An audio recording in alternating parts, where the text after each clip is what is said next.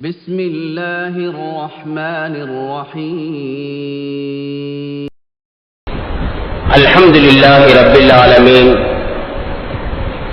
الصلاة والسلام على رسوله سيدنا محمد وعلى آل سيدنا محمد وبارك وسلم عليه أما بعد فقد قال الله تعالى في القرآن العظيم والفرقان المجيد أعوذ بالله من الشيطان الرجيم بسم الله الرحمن الرحيم سبحان الذي أسرى بعبده ليلا من المسجد الحرام إلى المسجد الأقصى الذي باركنا حوله لنريه من آياتنا إنه هو السميع البصير. قال النبي صلى الله عليه وسلم من تواضع لله رفعه الله ومن تكبر وضعه الله أو كما قال عليه الصلاة والسلام. கண்ணியத்திற்கும் மரியாதைக்கும் உரிய உலமா பெருமக்களே, வருகை தந்திருக்கக்கூடிய பெரியார்களே, சகோதரர்களே, புனித மஜ்லிஸுல் புகாரி ஷரீஃபினுடைய நிர்வாக பெருமக்களே, அருமை தாய்மார்களே, மாணவர்களே, உங்கள் அனைவருக்கும் எனது இஸ்லாத்தின் காணிக்கையாகிய சலாத்தினை சமர்ப்பித்தவனாக ஆரம்பம் செய்கின்றேன். அஸ்ஸலாமு அலைக்கும் வரஹ்மத்துல்லாஹி வபரகாத்துஹு. சிறப்பான மஜ்லிஸிலே நாம் அமர்ந்திருக்கின்றோம். 86வது வருட தொடர் நிகழ்ச்சியில் இன்று ரஜப் பிறை 27 மெஹராஜுடைய தினமாக இருக்கின்றது. எனவே மெஹராஜினுடைய நிகழ்வுகளை பற்றியும் படிப்பினைகளை பற்றியும் ஒரு சில விஷயங்களை எடுத்து சொல்வதற்கு ஆசைப்படுகின்றேன். மெஹராஜை பற்றி அல்லாஹ் அருள்மறையிலே கூறும்போது சுப்ஹானல்லதி அஸ்ரா பிஅப்திஹி லைலம் மினல் மஸ்ஜிதில் ஹராமி இலல் மஸ்ஜிதில் அக்ஸா அல்லதி பாரக்னா ஹவுலஹு, எந்த பள்ளிவாசலை சுற்றி நாம் பரக்க செய்திருக்கின்றோமோ அப்படிப்பட்ட மஸ்ஜிதுல் அக்ஸா என்ற பள்ளிவாசல் வரை மஸ்ஜிதுல் ஹராமிலிருந்து தன்னுடைய அடியாரை இரவு நேரத்தில் அழைத்து சென்ற இறைவன் பரிசுத்தமானவன்.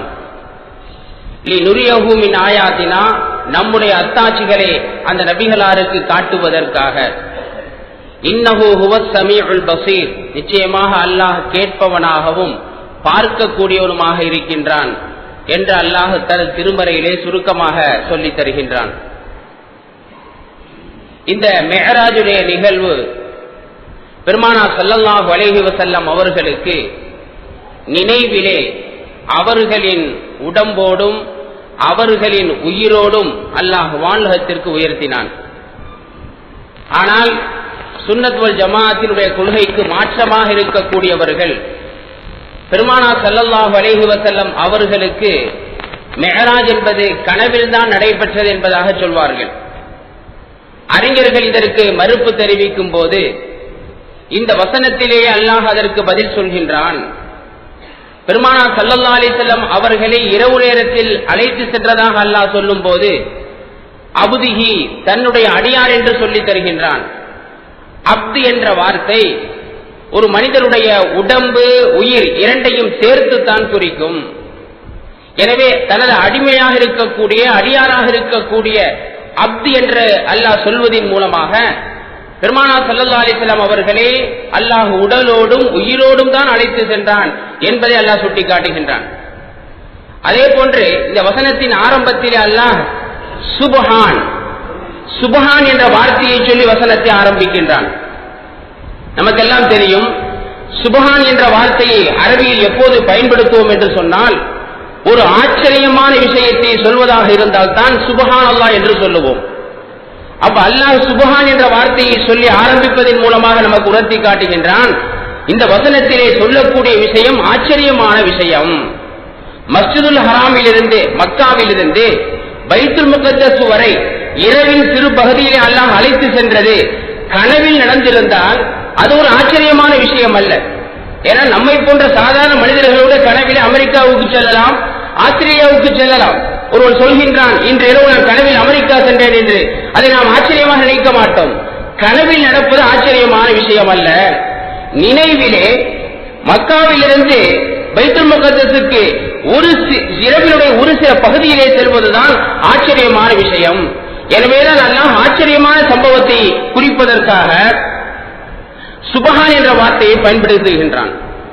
அதே போன்று அறிஞர்கள் சொல்லுவார்கள், பெருமானார் ஸல்லல்லாஹு அலைஹி வஸல்லம் மிஅராஜுடைய நிகழ்ச்சியை முடித்துவிட்டு மக்கத்து குறைஷியர்களிடம் வந்து விஷயத்தை சொல்லும் போது மக்கத்து குறைஷியர்கள் மறுக்கிறார்கள், பொய்ப்படுத்துகிறார்கள். உங்களால் அப்படி முடியாது, ஏனென்றால் நாங்கள் ஷாம் நாட்டிற்கு பரம்பரை சென்றிருக்கின்றோம்.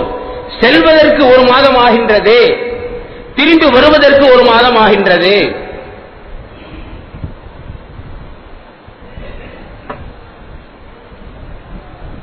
எனவே ஒரே இரவில் நீங்கள் சென்று வந்தது என்பது நம்ப முடியாத விஷயம். பெருமானார் ஸல்லல்லாஹு அலைஹி வஸல்லம் கனவில் கண்டேன் என்று சொல்லி இருந்தால் மக்கத்து காபிர்கள் மறுத்திருக்க மாட்டார்கள். ஏன், கனவில் சாத்தியமான ஒன்றுதான், நீங்கள் பார்த்திருக்கலாம் என்று சொல்லிவிடுவார்கள். நினைவில் நடந்த காரணத்தினால்தான் மக்கத்து காபிர்கள் மறுக்கிறார்கள். எந்த அளவுக்கு என்று சொன்னால், புதிதாக இஸ்லாத்தை ஏற்றுக்கொண்ட ஒரு சிலர், ஈமானில் பக்குவம் இல்லாத ஒரு சிலர் இந்த நிகழ்ச்சிக்கு பிறகு மதம் மாறி போன சம்பவங்கள் கூட ஏற்பட்டிருக்கிறது. கனவாக இருந்திருந்தால் மக்கத்து காபிர்கள் மறுத்திருக்க மாட்டார்கள், அந்த பலகீனமான ஈமான் கொண்ட மக்கள் மதம் மாறி இருக்க மாட்டார்கள். எனவே இது நினைவில் தான் இருந்தது. எனவே யாருக்கு அல்லாஹ் ரசூல் நம்பிக்கை இருந்ததோ அவர்கள் ஏற்றுக்கொண்டார்கள், யாருக்கு அல்லாஹ் ரசூல் நம்பிக்கை இல்லையோ அவர்கள் மறுத்து விட்டார்கள் என்பதாக அறிஞர்கள் சொல்லித் தருகிறார்கள். பெருமானார் ஸல்லல்லாஹு அலைஹி வஸல்லம் அவர்களுக்கு இந்த மிஅராஜ் என்ற நிகழ்ச்சி அல்லாஹ் ஏன் ஏற்படுத்தினான்? இதற்கு பல்வேறு காரணங்களை அறிஞர்கள் சொல்வார்கள். முதல் காரணம் என்னவென்றால், பெருமானார் ஸல்லல்லாஹு அலைஹி வஸல்லம் அவர்களுடைய மன ஆறுதலுக்காக வேண்டி தாயிஃப் நகரத்துக்கு பெருமானார் ஸல்லல்லாஹு அலைஹி வஸல்லம் சென்றார்கள். தாயிஃப் நகரத்து மக்களின் மூலமாக பலவிதமான துன்பங்களும் கொடுமைகளும் கொடுக்கப்பட்டார்கள். மனவேதனையோடு திரும்பி வருகிறார்கள். அன்னை கதீஜா ரலியல்லாஹு தஆலா அன்ஹா அவர்களும் அதற்கு முன் வருடம் தான் இறந்திருக்கிறார்கள். அவர்களின் பிரிவாற்றாமை உள்ளத்திலே அழுத்திக் கொண்டிருந்த அந்த நேரத்திலே தாயிஃப் நகரத்து மக்கள் தந்த அந்த கொடுமைகள் ஒருபுறம், அன்றைய இரவு இந்த நிகழ்ச்சி நடப்பதற்கு முன்பாக அந்த பகல் நேரத்திலே மக்கத்து காபிர்கள் பெருமானார் ஸல்லல்லாஹு அலைஹி வஸல்லம் அவர்களை பல்வேறு விதமான சொற்களின் மூலமாக துன்பப்படுத்தினார்கள். எனவே அன்றைய இரவு கண்மணி நாயகம் ஸல்லல்லாஹு அலைஹி வஸல்லம் அவர்கள் மிகவும் கவலையான முறையிலே படுக்கைக்கு செல்கிறார்கள், படுத்துறங்குகின்றார்கள். எனவே பெருமானாருடைய மனது கவலைப்பட்டிருந்த காரணத்தினால் அந்த கவலைப்பட்ட மனதை தேற்றுவதற்காக வேண்டி அல்லாஹ் இந்த மிஅராஜிலே பாக்கியத்தை கொடுத்து தன்னை சந்திக்கக்கூடிய நிகழ்ச்சி ஏற்படுத்தினான் என்பதாக அறிஞர்கள் சொல்லுவார்கள். இரண்டாவது ஒரு காரணம், பெருமானாருடைய அந்தஸ்தை, சிறப்பை இந்த உலகம் புரிந்து கொள்ள வேண்டும் என்பதற்காக வேண்டி. ஏனென்றால் இந்த மிஅராஜுடைய பாக்கியம் என்பது உலகத்தில் பெருமானார் ஸல்லல்லாஹு அலைஹி வஸல்லம் அவர்களை தவிர எந்த நபிக்கும் எந்த அல்லாஹ்வுடைய வலிக்கும், ஏன் வானவர்களுக்கு கூட கிடைக்கவில்லை, ஹஜ்ரத் ஜிப்ரீல் ஸலாம் அவர்களுக்கு கூட கிடைக்கவில்லை. எனவே இந்த நிகழ்ச்சியின் மூலமாக அல்லாஹ் இந்த மனித சமுதாயத்திற்கு மட்டுமில்லாமல் மலக்குமார்களுக்கும் புரிய வைக்கின்றான். எனது தூதர் கண்மணி நாயகம் ஸல்லல்லாஹு அலைஹி வஸல்லம் அவர்கள் அனைத்து மனிதர்களை விட, அனைத்து நபிமார்களை விட, ஏன் அனைத்து வானவர்களை விட அவர்கள் தான் தலைவர்கள் என்பதை புரிய வைப்பதற்காக வேண்டி அல்லாஹ் இந்த நிகழ்ச்சியை ஏற்படுத்தினான். மூசா அலைஹிஸ்ஸலாம் அல்லாஹ்வை பார்க்க வேண்டும் என்று ஆசைப்பட்டார்கள், கிடைக்கவில்லை. பெருமானாருக்கு அல்லாஹ்வை பார்க்கக்கூடிய பாக்கியம் கிடைத்தது. மூசா அலைஹிஸ்ஸலாம் அல்லாஹ்விடத்தில் ஒரு சில வார்த்தைகளை மட்டுமே பேசினார்கள். ஆனால் அல்லாஹ் வானுலகில் இருந்தான், மூசா அலைஹிஸ்ஸலாம் இந்த உலகத்தில் இருந்தும் அல்லாஹ்விடத்தில் பேசினார்கள். ஆனால் பெருமானார் ஸல்லல்லாஹு அலைஹி வஸல்லம் அவர்களோ அல்லாஹ்வோடு நேரடியாக பேசக்கூடிய பாக்கியத்தை பெற்றார்கள். இப்ராஹிம் அலைஹிஸ்ஸலாம் ஆசைப்பட்டார்கள், யா அல்லாஹ் உன்னுடைய அத்தாட்சிகளை நான் பார்க்க வேண்டும், இந்த வானுலகத்திலும் பூமியிலும் ஏராளமான அத்தாட்சிகளை மறைத்து வைத்திருக்கின்றாய், அதை நான் பார்க்க வேண்டும் என்று ஆசைப்பட்டார்கள். அல்லாஹ் இப்ராஹிம் அலைஹிஸ்ஸலாத்துக்கு வானத்தில் உள்ள பூமியில் உள்ள அத்தாட்சிகளை காட்டினான். வகதாலிக நுரி இப்ராஹிம் அலைஹிஸ்ஸலாத்திற்கு வானத்தில் உள்ள பூமியில் உள்ள அத்தாட்சிகளை காட்டினோம் என்று அல்லாஹ் குர்ஆனிலே சொல்லித் தருவான். எப்படி காட்டினான்? இந்த உலகத்திலே வைத்து ஒரு கல்லிலே, பைத்துல் முகத்தஸ் இருக்கக்கூடிய ஒரு பாறை கல்லிலே ஏறி நிற்க சொன்னால் அந்த கல்லிலே ஏறுகின்றார்கள். இந்த உலகத்தில் உள்ள வானகத்தில் உள்ள அனைத்து அத்தாட்சிகளையும் பார்த்தார்கள். ஆனால் பெருமானார் ஸல்லல்லாஹு அலைஹி வஸல்லம் அவர்களுக்கு அல்லாஹ் காட்டினான், லினுரியஹு மின் ஆயாத்தினா, நம்முடைய அத்தாட்சிகளை காட்டுவதற்காக வேண்டி அவர்களை அழைத்து சென்று அல்லாஹ் சொல்லுகின்றான். வானகத்திற்கு அழைத்து சென்று தன்னுடைய தர்பாரை காட்டுகின்றான். இப்படி பெருமானார் ஸல்லல்லாஹு அலைஹி வஸல்லம் அவர்களுடைய அந்தஸ்தை, உயர்வை இந்த படைப்புகளுக்கு புரிய வைப்பதற்காக வேண்டி அல்லாஹ் மேராஜிலே பாக்கியத்தை ஏற்படுத்தினான். அதே போன்று பெருமானார் ஸல்லல்லாஹு அலைஹி வஸல்லம் அவர்களுடைய பணிவுக்கு கிடைத்த பரிசு, பெருமானார் ஸல்லல்லாஹு அலைஹி வஸல்லம் உயர்ந்த அந்தஸ்து கொடுக்கப்பட்டவர்களாக இருந்தும் கூட மிக பணிவாக நடந்து கொண்டார்கள். எனவே பெருமானாருடைய பணிவுக்கு பரிசாக அல்லாஹ் அவர்களின் அந்தஸ்தை உயர்த்தினான். இதுவரை யாருக்கும் கொடுக்காத அந்த அளவுக்கு பெருமானார் ஸல்லல்லாஹு அலைஹி வஸல்லம் அவர்களை உயர்த்தினான். இப்படி பல்வேறு காரணங்களை வைத்து பெருமானார் ஸல்லல்லாஹு அலைஹி வஸல்லம் அவர்களுக்கு இந்த மிஅராஜ் என்ற பாக்கியத்தை அல்லாஹ் கொடுத்தான். இந்த நிகழ்வுகளை நாம் அதிகமாக கேள்விப்பட்டிருப்போம். பெருமானார் ஸல்லல்லாஹு அலைஹி வஸல்லம் அவர்கள் ஹிஜ்ரத் செல்வதற்கு ஒரு வருடத்திற்கு முன்பாக அன்னை கதீஜா ரலியல்லாஹு தஆலா அன்ஹா அவர்கள் மரணித்த பிறகு இந்த நிகழ்ச்சி ஏற்படுகிறது. பெருமானார் ஸல்லல்லாஹு அலைஹி வஸல்லம் அன்றைய இரவு உம்மு ஹானி ரலியல்லாஹு தஆலா அன்ஹாவுடைய வீட்டிலே தூங்குகிறார்கள். ஹஜ்ரத் அலி ரலியல்லாஹுடைய சகோதரி, பெருமானாருக்கு சாச்சப்பா மகள். அவங்க வீட்டில் அன்றைய இரவு தூங்குகின்றார்கள். புகாரிலே வரக்கூடிய அறிவு பிரகாரம் அன்றைய இரவு எனது வீட்டினுடைய முகடுகள் பிரிக்கப்பட்டது. வானவர்கள் வாசல் வழியாக வரவில்லை, முகட்டை பிரித்துக் கொண்டு உள்ளே இறங்குகிறார்கள். வந்து பெருமானார் ஸல்லல்லாஹு அலைஹி வஸல்லம் அவர்களை அழைத்துக் கொண்டு ஹத்தீம் என்ற பகுதிக்கு வருகிறார்கள். அங்கு வைத்து அவர்களுடைய நெஞ்சு பிளக்கப்படுகிறது. அரபியிலே ஷத்து சதுர் என்று சொல்லுவார்கள். பெருமானார் ஸல்லல்லாஹு அலைஹி வஸல்லம் நெஞ்சு பிளக்கப்படுகிறது. பிளக்கப்பட்டு அந்த கல்வை வெளியாக்கப்படுகிறது. சொர்க்கத்திலிருந்து கொண்டு வந்த தங்க தட்டிலே ஜம்சம் தண்ணீரை வைத்து பெருமானார் ஸல்லல்லாஹு அலைஹி வஸல்லம் அவர்களுடைய அந்த கல்வை கழுகப்படுகிறது. அதற்கு பிறகு ஈமான், ஹிக்மத் என்ற ஞானத்தை அவர் நெஞ்சிலே புகுத்தப்பட்டது. மீண்டும் அந்த கல்வை உள்ளத்தில் வைத்து நெஞ்சிலே வைத்து தைத்து விட்டார்கள்.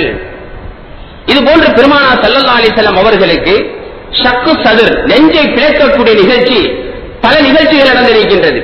ஃபத்ஹுல் பாரியிலே இந்த ஹதீஸுக்கு விளக்கம் சொல்லும் போது பெருமானார் ஸல்லல்லாஹு அலைஹி வஸல்லம் அவர்களுக்கு 5 முறை இது போன்ற நெஞ்சை பிளக்கக்கூடிய நிகழ்ச்சி நடந்திருக்கிறது. பெருமானார் ஸல்லல்லாஹு அலைஹி வஸல்லம் 4 வயது சிறுவராக இருந்த போது அன்னை ஹலீமா ரலியல்லாஹு தஆலா வீட்டிலே விளையாட்டு சிறுவராக இருந்தார்கள். ஹலீமா சாதியா ரலியல்லாஹு தஆலா அன்ஹா அவர்களுடைய பிள்ளைகளோடு சேர்ந்து காட்டுப்பகுதியிலே, வனப்பகுதியிலே விளையாடிக் கொண்டிருந்தார்கள். ஹலீமா சாதியாவுடைய மகனார் அறிவிக்கக்கூடிய அறிவிப்பு, நாங்கள் எல்லாம் விளையாடிக் கொண்டிருந்தோம். புதிதாக 2 மனிதர்கள் எங்களை நோக்கி வந்தார்கள். அவர்கள் யார் என்று எங்களுக்கு தெரியவில்லை. வந்தவர்கள் இந்த அரபு நாட்டு பையன், மக்காவை சேர்ந்த அந்த முகம்மதின் நெஞ்சை பிளந்தார்கள், கத்தியால் அறுத்தார்கள். நாங்கள் எல்லாம் பயந்து ஓடிவிட்டோம். நேரா போய் தன்னுடைய தாயிடத்தில் சொல்கிறார், அருமை தாயே, நம்முடைய சிறுவனை, எங்களோடு விளையாடிக் கொண்டிருந்த முகம்மதை யாரோ 2 புதிய நபர்கள் வந்தார்கள், நெஞ்சை பிளந்து விட்டார்கள். அன்னை ஹலீமா சாதியா ரலியல்லாஹு தஆலா அவர்கள் பயந்து போய்விட்டார்கள். தாய் தந்தையருக்கு நான் என்ன பதில் சொல்வது? நெஞ்சை பிளந்து விட்டால் உயிர் போய்விடுமே. பயந்து போனவர்களாக ஓடோடி வருகிறார்கள் அந்த வனப்பகுதியை நோக்கி. அங்கே பெருமானார் ஸல்லல்லாஹு அலைஹி வஸல்லம் அவர்கள் எழுந்து நிற்கிறார்கள். ரசூலுல்லாஹ் சொல்றாங்க, வந்த இருவரும் மாணவர்கள் என் நெஞ்சை பிளந்தார்கள், உள்ளத்தை வெளியே எடுத்தார்கள், அதில் ஷைத்தானுடைய பகுதி இருந்தது, அதை அப்புறப்படுத்தி விட்டார்கள். சிறு வயதாக இருந்த போதே பெருமானார் ஸல்லல்லாஹு அலைஹி வஸல்லம் உள்ளத்தை அல்லாஹ் தூய்மைப்படுத்தினான். எனவேதான் பொதுவாக சிறுவர் என்று சொன்னாலே சேட்டை செய்வார்கள். சேட்டை செய்யாத எந்த சிறுவரும் இல்லை. மிகப்பெரிய ஆலிமுடைய மகனாக இருந்தாலும் கூட சிறுவன் என்றால் சேட்டை செய்வான். ஏன்னா அப்படிதான் அந்த உள்ளம் படைக்கப்பட்டிருக்கிறது. பெருமானார் ஸல்லல்லாஹு அலைஹி வஸல்லம் அவர்கள் சிறு வயது சிறுவர்கள் செய்யக்கூடிய சேட்டைகளை கூட செய்ய மாட்டார்களாம். எனவேதான் அபூ தாலிப் அவர்கள் தன்னுடைய மற்ற பிள்ளைகளை விட பெருமானார் ஸல்லல்லாஹு அலைஹி வஸல்லம் அவர்களை அதிகமாக நேசிப்பார்களாம். எங்கே சென்றாலும் கையோடு அழைத்து செல்வார்களாம். மற்ற குழந்தைகள் காரணம் கேட்பார்கள், அருமை தந்தையே, எங்களை விட இந்த முகம்மதை நீங்கள் அதிகமாக நேசிக்கிறீர்கள், என்ன காரணம்? சொல்வார்களாம், உங்களுக்கு வராத ஒரு சிறப்பு தகுதி வருங்காலத்தில் இவருக்கு வரப்போவதை நான் உணர்கின்றேன். மற்ற சிறுவர்கள்ட்ட இல்லாத சிறப்பு தகுதிகளை இவற்றை பார்க்கிறேன் என்பதாக அபூ தாலிப் அவர்கள் சொல்வார்களாம். அந்த சிறு வயதிலேயே பெருமானாருடைய உள்ளம் பக்குவப்படுத்தப்பட்டது, தூய்மைப்படுத்தப்பட்டது. 2வது முறையாக மெஹராஜுக்கு செல்லும் போது அல்லாஹ் அந்த உள்ளத்தை தூய்மைப்படுத்தி பிறகுதான் மெஹராஜுக்கு அழைத்து சென்றான். இந்த ரெண்டும் ஷக்க சதர், நெஞ்சை பிளக்கக்கூடிய நிகழ்ச்சி எல்லா அறிஞர்களும் ஏற்றுக்கொண்டது. இப்னு ஹஜர் ரஹ்மத்துல்லாஹி அடுத்து எழுதுறாங்க, பெருமானார் ஸல்லல்லாஹு அலைஹி வஸல்லம் அவர்களுக்கு நபித்துவம் கொடுக்கப்பட்ட அந்த நேரத்திலே காரே ஹிராவில் வைத்தும் அவர்களின் நெஞ்சு தூய்மைப்படுத்தப்பட்டது. நான்காவதாக பெருமானார் ஸல்லல்லாஹு அலைஹி வஸல்லம் 10 வயது சிறுவனாக இருந்த போது அவர்களுக்கு நெஞ்சு தூய்மைப்படுத்தப்பட்டது. 5வது ஒரு முறையும் தூய்மைப்படுத்தப்பட்டது. ஆனால் இந்த 5வது முறை என்பது சரியாக சரிப்படுத்தப்படவில்லை, ஆதாரப்பூர்வமாக சொல்லப்படவில்லை என்பதாக இப்னு ஹஜர் ரஹ்மத்துல்லாஹி அலைஹி சொல்லித் தருகிறார்கள்.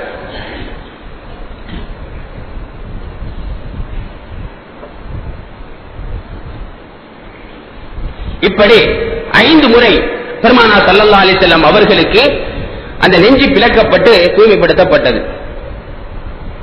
அதற்கு பிறகு ஹஜ்ரத் ஜிப்ரீல் அலைஹிஸ்ஸலாம் அவர்களும் ஹஜ்ரத் மீகா அலைஹிஸ்ஸலாம் அவர்களும் புராக் என்ற வாகனத்தை வரவழைத்தார்கள்.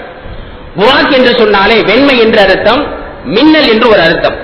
அதே போல் அந்த வாகனம் மிக தூய்மையான வெண்மையான வடிவத்தில் இருந்தது. அது சென்ற வேகம் மின்னல் வேகத்தை விட கடினமான வேகமாக இருந்தது. அந்த புராக் என்ற வாகனத்தை பற்றி வரலாற்றாசிரியர் சொல்லுவார்கள், அந்த புராக்ங்கிற வாகனத்துக்கு ரொம்ப நாள் ஆசையாம்.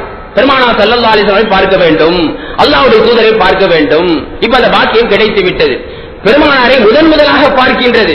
பார்த்தவுடன் பெருமானாருடைய நூறானியத்தை கண்டு அது ஆற ஆரம்பித்து விட்டது. பெருமானாருடைய அந்த ஒளியின் தாக்கத்தை எல்லாம் தாங்கிக் கொள்ள முடியவில்லை. அந்த புராக் என்ற வாகனம் ஆடத் தொடங்கியதாம். ஹஜ்ரத் ஜிப்ரீல் அலைஹிஸ்ஸலாம் சொன்னார்கள், முஹம்மது ஸல்லல்லாஹு அலைஹி வஸல்லம் அவர்களை பார்த்து நீ அஞ்சி நடுங்குகின்றாய் சரி, ஆனால் அவர்களுக்கு முன்னால் கண்ணியமாக இருக்க வேண்டும் என்று ஆணையிட்ட பிறகு அந்த புராக் என்ற வாகனம் அமைதியாகி விடுகின்றது. அதற்கு பிறகு பெருமானார் ஸல்லல்லாஹு அலைஹி வஸல்லம் அந்த வாகனத்தில் ஏறி அமர்ந்தார்கள். அந்த வாகனம் மிக விரைவாக மக்காவிலிருந்து ஷாம் நாட்டை நோக்கி செல்கிறது. செல்லக்கூடிய வழியிலே பல்வேறு விதமான காட்சிகள். மக்காவிலிருந்து ஷாம் நாட்டுக்கு போற வழியில தான் மதீனா இருக்கிறது. சொன்னார்களாம் ஜிப்ரீல் அலைஹிஸ்ஸலாம், இதோ இதான் மதீனா, பேரித்த மரங்கள் நிறைந்த தோட்டங்கள் நிறைந்த பகுதி, இங்குதான் இங்கு ஹிஜ்ரத் செய்து வர வேண்டும் என்று மதீனாவை இப்படி அறிமுகப்படுத்துகிறார்கள். அதற்கு அடுத்து மூசா அலைஹிஸ்ஸலாம் அல்லாஹ்ட்ட பேசினாங்க, தூர்சீனா மலை, அதை அறிமுகப்படுத்தினார்கள். இப்படி பல்வேறு காட்சிகளை கண்ட பிறகு பைத்துல் முகத்தஸ் செல்கிறார்கள். அங்கே நபிமார்கள் தங்களுடைய வாகனங்களை கட்டக்கூடிய ஒரு பாறைக்கல் இருந்தது. அதே பாறைக்கல்லிலே பெருமானார் ஸல்லல்லாஹு அலைஹி வஸல்லம் தன்னுடைய வாகனத்தை புராக் என்ற வாகனத்தை கட்டுகிறார்கள். அதற்கு பின்னால் பைத்துல் முகத்தஸ் உள்ளே சென்றார்கள். வரலாற்றாசிரியர் சொல்லுவார்கள், ஒவ்வொரு நாளும் இரவு நேரத்திலே அந்த பைத்துல் முகத்தஸ் என்ற அந்த பள்ளிவாசல் பூட்டப்படும், அனைத்து கதவுகளும் பூட்டப்படும். இரவு நேரத்தில் பள்ளிவாசல் கதவுகள் பூட்டப்படும். வழக்கமாக அன்றும் அந்த ஊழியர் பள்ளிவாசல் கதவுகளை பூட்டினார். எல்லா கதவுகளும் பூட்டப்பட்டு விட்டது. ஆனால் ஒரே ஒரு கதவை மட்டும் பூட்ட முடியவில்லையாம். எவ்வளவு முயற்சி செய்தாலும் அந்த கதவு பூட்ட முடியவே இல்லை. கடைசியில தான் அவருக்கு விளங்கியது, அன்று இரவு பெருமானார் ஸல்லல்லாஹு அலைஹி வஸல்லம் வருகை தருவதற்காக வேண்டி வரவேற்கும் முகமாக பெருமானார் வாசலில் காத்து நின்று அதற்கு பிறகு கதவு திறக்கப்படக்கூடாது, பெருமானார் வருவதற்கு முன்பாகவே வரவேற்கும் முகமாக அந்த பள்ளிவாசல் கதவை திறந்து வைப்பதற்காக வேண்டி அல்லாஹ் செய்த ஏற்பாடு. அந்த கதவை சாத்த முடியவில்லை. பெருமானார் ஸல்லல்லாஹு அலைஹி வஸல்லம் பள்ளிக்குள்ளே செல்கிறார்கள். அங்கே 1,24,000 மாணவர்களும் வருகை தந்திருந்தார்கள். அனைத்து நபிமார்கள் வருகை தந்திருந்தார்கள். அனைத்து நபிமார்களுக்கும் இமாமாக நின்று பெருமானார் ஸல்லல்லாஹு அலைஹி வஸல்லம் தொழுகை நடத்தினார்கள். ஒரு கூட்டம் இருக்கின்றது என்று சொன்னால் அந்த கூட்டத்திற்கு யார் ஜமா செய்ய வேண்டும், இமாம செய்ய வேண்டும் என்றால் அந்த கூட்டத்திலேயே யார் அதிகம் அறிந்தவராக, அதிகம் ஓதியவராக, அதிக ஞானம் கொடுக்கப்பட்டவராக, அதிக சிறப்புள்ளவராக இருப்பாரோ அவர்தான் இமாம செய்ய வேண்டும். வளமையான இமாம் நியமிக்கப்பட்டிருந்தால் அவர் இமாம செய்ய வேண்டும். வளமையான இமாம் வரவில்லை என்று சொன்னால் கூட்டத்தில் இருப்பவர்கள் யார் அதிகமாக ஓதத் தெரிந்தவராக, அதிக நல்லவராக இருப்பாரோ, தலைவராக இருப்பாரோ அவர் இமாம செய்ய வேண்டும். அல்லாஹ் அந்த சிறப்பை பெருமானார் ஸல்லல்லாஹு அலைஹி வஸல்லம் கொடுத்த சிறப்பை புரிய வைப்பதற்காக வேண்டி எல்லா நபிமார்கள் வரவழைத்திருந்தான். இன்னும் சொல்ல போனால் அங்கே வானவரின் கூட்டம் வந்திருந்ததாம். 1,24,000 நபிமார்கள். அன்றைய பைத்துல் முகத்தஸ் சிறிய பள்ளிவாசல், அவ்வளவு பேரை தாங்காது. பெருமானாருடைய மேராஜ் பயணத்துல அல்லாஹ் தூரத்தை சுருக்கினான், பள்ளிவாசலை விரிவுபடுத்தினான். மக்காவுக்கும் ஷாம் நாட்டுக்கு மத்தியில் இருந்த தூரத்தை சுருக்கி கொடுத்தான். ஒரு சில வினாடிகள்ல போய் சேர்ந்துட்டாங்க. ஆனா பள்ளிவாசலை விரிவுபடுத்தினான். 1,24,000 நபிமார்கள் என்று தொழுதார்கள். லட்சக்கணக்கான வருகை தந்த வானவர்கள் என்று தொழுதார்கள். அத்துணை நபர்களுக்கு இமாமாக என்று பெருமானார் ஸல்லல்லாஹு அலைஹி வஸல்லம் 2 ரக்காத்துகளை தொழ வைத்தார்கள். தொழுகை முடிந்தது. அதற்கு பிறகுதான் பைத்துல் முக்கத்தஸிலிருந்து வானத்தை நோக்கி செல்ல வேண்டும். மெஹராஜுடைய பயணத்தில் ரசூலுல்லாஹ்வுக்கு அல்லாஹ் 4 விதமான வாகனங்களை கொடுத்தானாம். ஒரு வாகனம் மக்காவிலிருந்து ஷாம் நாட்டுக்கு செல்வதற்கு, இரண்டாவது வாகனம் ஷாம் நாட்டிலிருந்து முதல் வானத்திற்கு செல்வதற்கு, மூன்றாவது வாகனம் முதல் வானத்திலிருந்து 7 வானத்தையும் கடப்பதற்கு, சிதறத்துல் முன்தஹா வரைக்கும் போறதுக்கு, நான்காவது வாகனம் சிதறத்துல் முன்தஹாவிலிருந்து ரப்பை சந்திக்க செல்வதற்கு. இந்த 4க்கு 4 விதமான வாகனம். முதல் வாகனம் மக்காவில் ஷாம் நாட்டுக்கு புராக்குங்கிற வாகனம், சைடு பை சைடா செல்ல வேண்டும். மக்காவுடைய ஷாம் எப்படி செய்யணும், சைடு பை சைடு எப்படி போகணும், அதற்கெல்லாம் புராக்கை தேர்ந்தெடுத்தான். எப்படி பிளைட்ல செல்கிறோமோ அந்த மாதிரி. இப்ப ஷாம் நாட்டில இருந்து வானத்துக்கு செல்ல செங்குத்தாக எப்படி செல்ல வேண்டும், சைடு பை சைடு அல்ல, செங்குத்தாக செல்ல வேண்டும். எனவே புராக்குக்கு அல்ல அந்த தகுதியை கொடுக்கவில்லை. ஒரு ஏணி கொண்டு வரப்பட்டது. அந்த மேராஜ் சொன்னால் ஏணின்னு சொல்லப்படும். ஏணி கொண்டு வரப்பட்டது. அந்த ஏணியின் படியிலே பெருமானார் ஸல்லல்லாஹு அலைஹி வஸல்லம் ஏறி நிற்க லிப்ட் மாதிரி. இன்னைக்கு லிப்ட கண்டுபிடித்தார்கள் அல்லவா, பெருமானார் ஸல்லல்லாஹு அலைஹி வஸல்லம் அல்லாஹ் முதல்ல லிப்ட கொடுத்தான். அந்த படியினுடைய ஏணியினுடைய முதல் படியில் நின்றார்கள். அப்படி உயர்த்தி செல்லப்பட்டது. இந்த புராக் வாகனம் கட்டப்பட்டதாக இருக்கின்றது. ஏணியினுடைய முதல் படியில் நின்றார்கள். அல்லாஹ் தஆலா அப்படியே உயர்த்தி சென்றான் முதல் வானம் வரைக்கும். அப்புறம் முதல் வானத்திற்கு பிறகு 7 வானத்தை கடக்கும் போது ஹஜ்ரத் ஜிப்ரீல் ஸலாத்துடைய ரெக்கையின் மூலமாக கடந்து சென்றார்களாம். அங்க ஏணி வரவில்லை. சிதறத்துல் முன்தஹா வரைக்கும் ஜிப்ரீல் ஸலாம் போனாங்க. அதற்கு பிறகு சிதறத்துல் முன்தஹாவிலிருந்து அல்லாஹ்வை சந்திக்கக்கூடிய இடம் வரை எந்த மஹ்லூக்கும் உள்ளே செல்ல முடியாது, எந்த படைப்பும் உள்ளே செல்ல முடியாது. ஹஜ்ரத் ஜிப்ரீல் ஸலாம் செல்ல முடியாது, ஏணி வர முடியாது, புராக் வர முடியாது. எனவே எந்த வாகனத்தின் துணையின்றி பெருமானார் ஸல்லல்லாஹு அலைஹி வஸல்லம் தன்னந்தனி மனிதராக பறந்து சென்றார்களாம். எந்த வாகனமும் உடன் இருக்கவில்லை, எந்த வானவரும் உடன் இருக்கவில்லை. இப்படி 4 விதமான கட்டத்தில் இந்த மேராஜ் பயணம் அமைந்தது. ஆக ஏணி படியில ஏறி நின்றார்கள். அப்படி உயர்த்தப்பட்டார்கள். முதல் வானம் செல்கிறார்கள். முதல் வானத்திற்கு சென்ற போது அங்கே வானத்தின் கதவு அடைக்கப்பட்டிருக்கிறது. ஜிப்ரீல் ஸலாம் கதவை தட்டுறாங்க. உள்ளே இருந்து அந்த பாதுகாக்கக்கூடிய வானவர் கேட்டார், யார் அது, தட்டுவது யார்? நான் தான் ஜிப்ரீல். உங்களோடு இருப்பது யார்? முஹம்மது ஸல்லல்லாஹு அலைஹி வஸல்லம் இருக்கிறார். அவருக்கு தூது அனுப்பப்பட்டதா? ஆம், தூது அனுப்பப்பட்டது. கதவு திறக்கப்பட்டது. இங்குதான் நாம் சிந்திக்க வேண்டும். பைத்துல் முகத்தஸுக்கு வர்றப்போ அல்லாஹ் என்ன பண்ணா, கதவை திறந்து வைத்திருந்தான். உள்ளே நுழைந்து விட்டார்கள். ஆனா வானத்துக்கு போகும்போது கதவை அடைத்து வைத்திருந்தான். முஹம்மது ஸல்லல்லாஹு அலைஹி வஸல்லம் பெயரை சொல்லப்பட்ட பிறகு வானத்தின் கதவு திறக்கப்பட்டது. ஏன் தெரியுமா? பள்ளிவாசல் என்பது பொதுவான இடம். யார் வேண்டுமானாலும் வரலாம், யார் வேண்டுமானாலும் தொழலாம். ஈமான் கொண்டிருக்கக்கூடிய யாருக்கும் தடை இல்லை. எனவே பெருமானார் ஸல்லல்லாஹு அலைஹி வஸல்லம் அவர்களை வரவேற்பதற்காக கதவு திறக்கப்பட்டிருந்தது. ஆனா வானத்தின் கதவு அப்படி அல்ல. அல்லாஹ்வுக்கு பிரியமானவர்கள் மட்டும்தான் உள்ளே செல்ல முடியும். காபிர்களின் உயிர் வானத்தின் கதவை சென்றால் அங்கே வானத்தின் கதவு அடைக்கப்பட்டிருக்கும். உயிர் பிரியக்கூடிய நேரத்திலே மூமினுடைய உயிரும் மேலே செல்லும், காபிரின் உயிரும் மேலே செல்லும். காபிருடைய உயிராக இருந்தால் வானத்தின் கதவுகள் திறக்கப்படாது, திருப்பி உலகத்திற்கு அனுப்பப்படும். மூமினுடைய உயிராக இருந்தால், அல்லாஹ்வுக்கு பிரியமான அடியாருடைய உயிராக இருந்தால் மட்டும்தான் வானத்தின் கதவு திறக்கப்படும். எனவே வானத்தின் கதவு பெருமானாருக்காக வேண்டி திறக்கப்பட்டது. யார் வேண்டுமானால் வந்து செல்லலாம் என்ற அடிப்படையில் அல்ல. கதவு பூட்டப்பட்டிருக்கும். பெருமானாரின் பெயரை சொல்லப்பட்ட பிறகு பெருமானாருக்காக திறக்கப்பட்டது என்பதை காட்டுவதற்காக வேண்டி அல்லாஹ் வானவர் ஏற்பாடு செய்திருந்தான். யார் இருக்கிறார் உங்களோடு? முஹம்மது இருக்கிறார்கள். கதவு திறக்கப்படுகிறது. பெருமானாருடைய அந்தஸ்தை புரிய வைப்பதற்காக வேண்டி, பெருமானாருக்காக வேண்டி முஹம்மது என்ற பெயரை சொல்லப்பட்டவுடன் அந்த கதவு திறக்கப்பட வேண்டும் என்பதற்காக வேண்டி அல்லாஹ் வானத்தின் கதவை அடைத்திருந்தானாம். திறக்கப்பட்டது. முதல் வானத்தில் ஆதம் அலைஹிஸ்ஸலாம் இருக்கிறாங்க. மலக்குகள் சொன்னார்களாம், இவர் உங்களுடைய தந்தை ஆதம், சலாம் சொல்லுங்கள், சல்லிம் அலைஹி. ரசூலுல்லாஹ் ஸலாம் அலைஹி அப்படின்னு சலாம் சொன்னாங்க. ஆதம் அலைஹிஸ்ஸலாம் பதில் சொல்றாங்க. இங்கு அல்லாஹ் தஆலா ஒரு ஒழுக்கத்தை கற்றுத் தருகின்றான். ஒரு இடத்துக்கு சென்றால் செல்லக்கூடியவர் தான் சலாம் சொல்ல வேண்டும். பெருமானார் ஸல்லல்லாஹு அலைஹி வஸல்லம் ஆதம் அலைஹிஸ்ஸலாத்துக்கு தலைவராக இருக்கிறாங்க. தந்தை ஆதம் அலைஹிஸ்ஸலாம் தந்தை, நபி ஸல்லல்லாஹு அலைஹி வஸல்லம் மகன். ஆனால் தந்தை தொண்டராக இருக்கிறார்கள். முஹம்மது ஸல்லல்லாஹு அலைஹி வஸல்லம் தலைவராக இருக்கிறாங்க. தலைவராக இருந்தாலும் கூட ஒரு இடத்திற்கு சென்றால் வந்தவர் தான் சலாம் சொல்ல வேண்டும். வயதில் முதிர்ந்தவருக்கு வயதில் குறைந்தவர் சலாம் சொல்ல வேண்டும் என்ற ஒரு நடைமுறை ஒழுக்கத்தை கற்றுக் கொடுப்பதற்காக வேண்டி மலக்குகள் சொன்னார்களாம், யா ரசூலல்லாஹ் நீங்க சலாம் சொல்லுங்கள். ரசூலுல்லாஹ் சலாம் சொன்னாங்க. ஆதம் அலைஹிஸ்ஸலாம் பதில் சொன்னார்கள். பிறகு வரவேற்றார்கள். அதற்கு பிறகு ரசூலுல்லாஹ் பார்க்கறாங்க,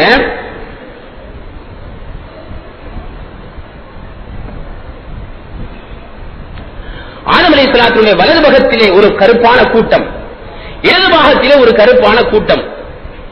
ஆதம் அலைஹிஸ்ஸலாம் வலது பக்கம் பார்க்கிறாங்க, முகம் புன்முறுவல் பூத்தவர்களாக காட்சி தருகிறார்கள். இடது பக்கம் திரும்புகிறார்கள், அவர்களை பார்த்தவுடன் தேம்பி தேம்பி அழுகிறார்கள். ரசூலுல்லாஹி ஸல்லல்லாஹு அலைஹி வஸல்லம் கேட்டார்கள், ஜிப்ரீலே வலது பக்கம் இருப்பவர்கள் யார்? அவர்களை பார்த்து சிரிக்கிறார்கள். இடது பக்கம் இருப்பவர்கள் யார்? அவர்களை பார்த்து அழுகிறார்கள் என்று கேட்டபோது ஹஜ்ரத் ஜிப்ரீல் அலைஹிஸ்ஸலாம் சொன்னார்களாம், ஆதமுக்கு வலது பக்கத்தில் இருக்கக்கூடியவர்கள் ஆதம் அலைஹிஸ்ஸலாத்துடைய பிச்சலத்தில் சொர்க்கத்திற்கு செல்லக்கூடிய மக்கள்.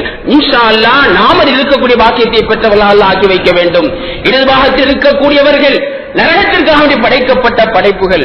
எனவே சொர்க்கவாதிகளை பார்த்து சிரிக்கிறார்கள். தன்னுடைய பிள்ளைகள் தன்னுடைய படைப்புகள் சொர்க்கத்திற்கு செல்லக்கூடிய மக்களை பார்த்து சிரிக்கிறார்கள். தன்னுடைய பிள்ளைகள் பிச்சலங்கள்ல நரகத்திற்காக படைக்கப்பட்டவர்களை பார்த்தவுடன் தேம்பி தேம்பி அழுகிறார்கள், விளக்கத்தை கொடுக்கிறார்கள். அதற்கு பிறகு இரண்டாவது வானத்திற்கு செல்கிறார்கள். எவ்வளவு தூரம் இடைவெளி தெரியுமா? ஹதீஸ்ல வருகிறது, இந்த பூமிக்கும் முதல் வானத்திற்கு மத்தியில் இருக்கக்கூடிய இடைவெளி ஒரு மனிதன் குதிரையில 500 வருடம் சவாரி செய்தால், தொடர்ந்து சவாரி செஞ்சுக்கிட்டே இருக்கிறான் வேகமான குதிரையில, 500 வருடம் தொடர்ந்து சவாரி செய்தால் எவ்வளவு தூரம் செல்வானோ அவ்வளவு தூரம் தான் இந்த பூமிக்கு முதல் வானத்திற்கு மத்தியிலே. அதே போன்று முதல் வானத்திற்கும் இரண்டாவது வானத்திற்கு மத்தியிலே அதே 500 வருட தொலைவு தூரம். எல்லாம் ஒரு செகண்ட் ரசூலா போயிடுறாங்க. அங்கும் கதவு தட்டப்படுகிறது, யார் என்று கேட்கப்படுகிறது. முஹம்மது ஸல்லல்லாஹு அலைஹி வஸல்லம் வந்திருப்பதாக சொன்னவுடன் கதவு திறக்கப்பட்டது. அங்கே யஹ்யா அலைஹிஸ்ஸலாம், ஈசா அலைஹிஸ்ஸலாம். ரசூலுல்லாஹி ஸல்லல்லாஹு அலைஹி வஸல்லம் சொல்றாங்க, ஈசா அலைஹிஸ்ஸலாத்தை பார்த்தேன், அவங்களுடைய உருவத்தை பார்த்தேன். பார்த்தா நம்முடைய சகோதரர் உருவத் இப்னு மஸ்ஊத் ஸகஃபி ரலியல்லாஹு அன்ஹு சஹாபி, இவங்கள மாதிரியே இருந்துச்சு. நல்லா ஆழமா பார்க்கணும். பிறகு இன்ஷா சம்பவத்தை சொல்லுவோம். ஒவ்வொரு நபியை ரசூல் ஸல்லல்லாஹு அலைஹி வஸல்லம் பார்த்து வர்ணிக்கிறார்கள். ஈசா அலைஹிஸ்ஸலாத்தை பார்த்து இப்படி இருந்தாங்க, உருவத் இப்னு மஸ்ஊதை போன்று இருந்தார்கள். மூசா அலைஹிஸ்ஸலாத்தை பார்த்தா சுருட்ட முடியாக இருந்துச்சு. ஹாரூன் அலைஹிஸ்ஸலாத்தை பார்த்தா தாடி இருந்தது. இப்ராஹிம் அலைஹிஸ்ஸலாத்தை பார்த்தேன், உங்களின் சகோதரரை போன்று இருந்தார்கள். தன்னபதி சொல்றாங்க, என்னை போன்று உருவம் கொடுக்கப்பட்டவராக இப்ராஹிம் அலைஹிஸ்ஸலாம் இருந்தாங்க. ஒவ்வொரு நபியையும் வர்ணிக்கக்கூடிய ஸல்லல்லாஹு அலைஹி வஸல்லம் அவர்கள் மக்காவுக்குலாம் போயிட்டு எல்லா ஹிஜ்ரத் மேராஜ் நிகழ்ச்சியெல்லாம் முடிஞ்சு மக்காவுக்கு திரும்பி வர்றாங்க. இப்ப காஃபிர்கள் கேட்பார்கள், முகம்மதே நீங்க பைத்துல் முகத்தஸ் போனதா சொன்னீங்களே, அந்த பைத்துல் முகத்தஸ் எப்படி இருந்தது? அப்ப ரசூலுல்லாஹ் சொல்றாங்க, நான் பைத்துல் முகத்தஸ் பார்க்கவே இல்லை. நல்லா கவனிங்க, சென்ற நோக்கம் என்ன? அல்லாஹுவை பார்க்க வேண்டும், அல்லாஹுடைய அடியார்களை பார்க்க வேண்டும். நபிமார்களை பார்த்தார்கள், உற்று உற்று பார்த்தார்கள், வர்ணித்து சொன்னார்கள், கட்டிடத்தை பார்க்கவில்லை. ஹதீஸ்ல வருது, ரசூலுல்லாஹ்க்கு மன சங்கடமா போயிடுச்சான். நம்ம பைத்துல் முகத்தஸ் பார்க்கலையே, எத்தனை தூண் இருக்குன்னு பார்க்கலையே, எத்தனை பாபுன்னு சொல்லி பார்க்கலையே, அது போன்ற ஒரு கஷ்டம் என் நெஞ்சத்தில் எப்போதும் ஏற்பட்டதில்லை. எப்படி சொல்வது? நாம போனா என்ன செய்வோம்? ஒரு நல்லடியை பார்க்க போனா அந்த கட்டிடத்தை பார்ப்போம். இந்த தூண் சூப்பரா இருக்கு, அந்த தூண் சூப்பரா இருக்கு, கட்டிடத்தை பார்ப்போம், அடியாரை பார்க்க மாட்டோம். பெருமானார் ஸல்லல்லாஹு அலைஹி வஸல்லம் அடியார்களை பார்த்தார்கள், வர்ணித்து சொன்னார்கள். இப்ராஹிம் அலைஹிஸ்ஸலாம் என்னை போன்று இருந்தார்கள், ஈசா அலைஹிஸ்ஸலாம் உருவத் இப்னு மஸ்ஊதை போன்று இருந்தார்கள், மூசா அலைஹிஸ்ஸலாம் இப்படி இருந்தார்கள், ஹாரூன் அலைஹிஸ்ஸலாம் எப்படி இருந்தார்கள். பைத்துல் முகத்தஸை பார்க்கவில்லை, கட்டிடத்தை பார்க்கவில்லை. இப்ப அல்லாஹ் என்ன பண்ணா? என்னை பார்ப்பதற்காக வேண்டி வந்தீர்கள், என்னை பார்த்தீர்கள், என்னுடைய அடியார்களை பார்த்தீர்கள், கட்டிடத்தை பார்க்கவில்லை. கவலைப்படாதீர்கள், கட்டிடத்தை நான் காட்டுகிறேன். அல்லாஹ் காட்டினான். நோக்கத்தை சரியாக செய்தால் அல்லாஹ் காரணங்களை சரியாக்கி வைப்பான். அருமையான பெருமக்களே, வர்ணிக்கிறாங்க, ஈசா அலைஹிஸ்ஸலாத்தை பார்த்த நம்முடைய சகோதரர் உருவத் இப்னு மஸ்ஊதை போன்றிருந்தார்கள். அதற்கு பிறகு மூணாவது வானம், இதில் யூசுப் அலைஹிஸ்ஸலாத்தை பார்க்கிறாங்க. யூசுப் அலைஹிஸ்ஸலாத்தை பத்தி வர்ணிக்கிறாங்க, அழகுண்ட அழகு, கொள்ளை அழகு, ஷத்ரல் ஹுஸ்ன், அழகில் பாதியை கொடுக்கப்பட்டிருந்தார்கள். அல்லாஹ் அழக படைச்சான், அழகை படைத்து பாதி அழக யூசுப் நபிட்ட கொடுத்துட்டான். மீதமுள்ள பாதி அழகத்தான் உலகத்தில் உள்ள கோடிக்கணக்கான மக்களுக்கு பங்கு வச்சான். உலகத்துல யாரையெல்லாம் அழகாக பார்க்கிறோமோ இதெல்லாம் ஒரு துளி. எல்லா அழகையும் உலகத்துல ஆதம் அலைஹிஸ்ஸலாம் காலத்திலிருந்து கடைசி மனிதர் சீனா நாட்டில் பிறப்பாராம், அது வரைக்கும் உலகத்துல எவ்வளவு அழகு இருக்குதோ எல்லாத்தையும் ஒன்னா சேர்த்தா யூசுப் அலைஹிஸ்ஸலாத்தின் அழகு. எனவேதான் அந்த அழகை பார்த்து யூசுப் அலைஹிஸ்ஸலாத்தை பார்த்த பெண்கள் கையை வெட்டி கொண்டார்கள். நம்ம பார்க்கிற சரித்திரத்தில் அறிஞர் ஒரு கேள்வி கேட்பாங்க, பாதி அழகு கொடுக்கப்பட்ட யூசுப் அலைஹிஸ்ஸலாத்தை பார்த்து பெண்கள் கையை வெட்டி கொண்டார்கள். ரசூலுல்லாஹ் கொடுக்கப்பட்ட அழகு என்ன தெரியுமா? முழு அழகு. மனிதர்களுக்கு கொடுக்கப்பட்ட அழகத்தான் அல்லாஹ் பாதியா பங்கு வச்சு பாதிய மனிதர்களுக்கு கொடுத்தான், பாதி யூசுப் அலைஹிஸ்ஸலாத்துக்கு கொடுத்தான். இதற்கு அப்பாற்பட்ட அழகு ரசூலுல்லாஹ்வுடைய அழகு, முழு அழகு. முழு அழகு முழுமையாக கொடுக்கப்பட்டிருந்தார்கள். ஆனால் முழு அழகு கொடுக்கப்பட்ட முஹம்மது ஸல்லல்லாஹு அலைஹி வஸல்லம் அவர்களை பார்த்து மதீனத்து பெண்கள் ஏன் கையை வெட்டிக் கொள்ளவில்லை? பாதி அழகு கொடுக்கப்பட்ட யூசுப் அலைஹிஸ்ஸலாத்தை பார்த்து கையை வெட்டிக் கொண்டார்கள் பெண்கள். முழு அழகு கொடுக்கப்பட்ட முஹம்மது ஸல்லல்லாஹு அலைஹி வஸல்லம் அவர்களை பார்த்து மதீனத்து பெண்கள் கையை வெட்டிக் கொள்ளவில்லையே ஏன்? ஒரு கேள்வி எழுப்புவார்கள். அழகான பதிலையும் சொல்வார்கள். யூசுப் அலைஹிஸ்ஸலாத்துக்கு அல்லாஹ் ஜமால மட்டும்தான் கொடுத்தான், அழகு மட்டும்தான் கொடுத்தான். மூசா அலைஹிஸ்ஸலாத்துக்கு அல்லாஹ் ஜலால மட்டும் கொடுத்தான், கம்பீரம். அழகு இல்ல, கம்பீரம் இருந்தது. பெருமானார் ஸல்லல்லாஹு அலைஹி வஸல்லம் அவர்களுக்கு அல்லாஹ் ஜமாலையும் கொடுத்தான், ஜலாலையும் கொடுத்தான். ரெண்டு ஒண்ணா சேர்ந்துருச்சு. எனவே பெருமானார் கொடுக்கப்பட்டது ஜமால் மட்டுமல்ல, ஜலால் மட்டுமல்ல, ஜமால் பிளஸ் ஜலால் ஈக்குவல் டு கமால். ரசூலுல்லாஹ்க்கு அல்லாஹ் கொடுத்தது கமாலை கொடுத்திருந்தான். ஜமால் குளிர்ச்சி என்றால், ஜலால் சூடு. வெறும் குளிர்ச்சி மட்டும் இருந்தாலும் ஆபத்து, வெறும் சூடு மட்டும் இருந்தாலும் ஆபத்து. குளிர்ச்சியும் சூடு ஒன்னா இருந்ததனால அந்த குளிர்ச்சியை அந்த சூடு தனித்து விட்டது. எனவே பெருமானாரை கமாலியத்தாக அந்த மதீனத்து பெண்கள் பார்த்தார்கள். எனவே ஹிதாயத்தை பெற்றார்களே தவிர கையை எடுத்துக் கொள்ளவில்லை என்ற அறிஞர்கள் விளக்கம் சொல்லி தருவார்கள். அப்ப ரசூலுல்லாஹ் வர்ணிக்கிறாங்க, யூசுப் அலைஹிஸ்ஸலாம் பாதி அழகு கொடுக்கப்பட்டிருந்தார்கள். அடுத்து 4வது வானத்துக்கு போனாங்க, ஹாரூன் அலைஹிஸ்ஸலாத்தை சந்தித்தார்கள். அடுத்து 5வது வானத்துக்கு 4வது வானத்தில் இத்ரீஸ் அலைஹிஸ்ஸலாம் சந்தித்தாங்க. 5வது வானத்தில் ஹாரூன் அலைஹிஸ்ஸலாத்தை சந்தித்தார்கள். 6வது வானத்தில் மூசா அலைஹிஸ்ஸலாத்தை சந்திக்கிறாங்க. மூசா அலைஹிஸ்ஸலாம் வரவேற்றார்கள். முடிஞ்சு விடைபெறக்கூடிய நேரத்தில் மூசா அலைஹிஸ்ஸலாம் அழுகிறார்கள். இப்ரீஸ்லாம் கேட்டாங்களா, மூசாவை ஏன் அழுகுறீங்க, சந்தோஷமா இருக்க வேண்டிய நேரத்தில்? மூசா அலைஹிஸ்ஸலாத்தை பெருமானார் ஸல்லல்லாஹு அலைஹி வஸல்லம் சந்திப்பார்கள் என்று அல்லாஹ் ஒரு வாக்குறுதி கொடுக்கிறார் ரசூலுல்லாஹ்வுக்கு. ஃபலா தகுன் ஃபீ மிரியத்தின் மின் லிகாஇஹி வலக்கது ஆத்தைனா மூசல் கிதாபு ஃபலா தகுன் ஃபீ மிரியத்தின் மின் லிகாஇஹி. இந்த வசனம் பல்வேறு விளக்கங்கள் இருந்தாலும் ஒரு விளக்கம் என்னன்னு சொன்னா, நபியை பார்த்து அல்லாஹ் சொல்கிறான், மூசாவை நீங்கள் சந்திப்பதிலிருந்து சந்தேகப்பட வேண்டாம். மூசா அலைஹிஸ்ஸலாம் மௌத்தாபு எவ்வளவு காலமாச்சு, அவர்களை எப்படி சந்திக்க போறோம் என்று கவலைப்பட வேண்டாம், சந்தேகப்பட வேண்டாம். நீங்கள் மூசா அலைஹிஸ்ஸலாத்தை சந்திப்பீர்கள். அந்த சந்திப்பை அல்லாஹ் தஆலா மேராஜ் இரவிலே கொடுத்தான். அப்ப அந்த சந்திப்பு சந்தோஷத்தை வெளிப்படுத்த வேண்டிய நேரம். இந்த நேரத்தில் மூசா அலைஹிஸ்ஸலாம் அழுகுறாங்க. அப்ப ஜிப்ரீல் ஸலாம் கேட்டாங்க, ஏன் அழுகிறீர்கள்? அப்பதான் சொன்னார்களாம், நான் இந்த அழுகை சந்தோஷமான அழுகை. ஏன் தெரியுமா? எனக்கு பின்னால் வந்தவர் என்னை விட வயதில் குறைந்தவராக இருக்கிறார். பனீ இஸ்ராயீல் சமுதாயம் அல்லாஹ் தஆலா நீண்ட ஆயுள கொடுத்திருந்தான். என்னை விட வயதிலும் குறைவு. கொஞ்ச காலம் மக்கள்கிட்ட இந்த ஈமானை பிரச்சாரம் செய்தார்கள். ஆனா நாளைக்கு மறுமை நாளையிலே சொர்க்கத்திற்கு செல்லும் போது என்னை விட அதிகமான மக்களை சொர்க்கத்திற்கு அழைத்து செல்வார்கள். அதை நினைத்து பார்த்து சந்தோஷத்தில் அதில் என்று சொல்லுவார்களாம். ஏனென்றால் சொர்க்கத்திற்கு செல்லக்கூடிய சமுதாயத்திலேயே அதிக எண்ணிக்கையில் செல்லக்கூடியவர்கள் முஹம்மது ஸல்லல்லாஹு அலைஹி வஸல்லம் இந்த உம்மத்து தான். எனவே நான் அதை நினைத்து அழுதுன்னு சொன்னாங்களாம். அதுக்கு பிறகு 7வது வானத்துக்கு போறாங்க. அங்க இப்ராஹிம் அலைஹிஸ்ஸலாம் அவங்க தான் ரசூலுல்லாஹ் மாதிரியே இருப்பாங்களா இப்ராஹிம் அலைஹிஸ்ஸலாம். அதற்கு பிறகு ஜிப்ரீல் ஸலாம் கூட்டிட்டு போறாங்க சிதறத்துல் முன்தஹாங்கிற இடம். பெருமானார் ஸல்லல்லாஹு அலைஹி வஸல்லம் அந்த மரத்தை பற்றி சொல்லுவாங்க. சிதறா என்று சொன்னால் இலந்தை மரம், முன்தஹா என்று சொன்னால் இறுதி எல்லை. அதான் இறுதி எல்லை, அதற்கு மேல் யாரும் செல்ல முடியாது. முக்கியமான ஜனாதிபதிகள் அரசர்கள் இருந்தால் பாதுகாக்கப்பட்ட ஒரு எல்லை இருக்கும், அதை தாண்டி யாரும் உள்ளே செல்ல முடியாது. அதே போன்று அல்லாஹ் ஏற்படுத்திய எல்லை இந்த சிதறா என்ற மரம், அதற்கு அடுத்து யாரும் செல்ல முடியாது. அந்த மரத்தின் அழகு எப்படிப்பட்டது, வார்த்தையால் வர்ணிக்கவே முடியாது.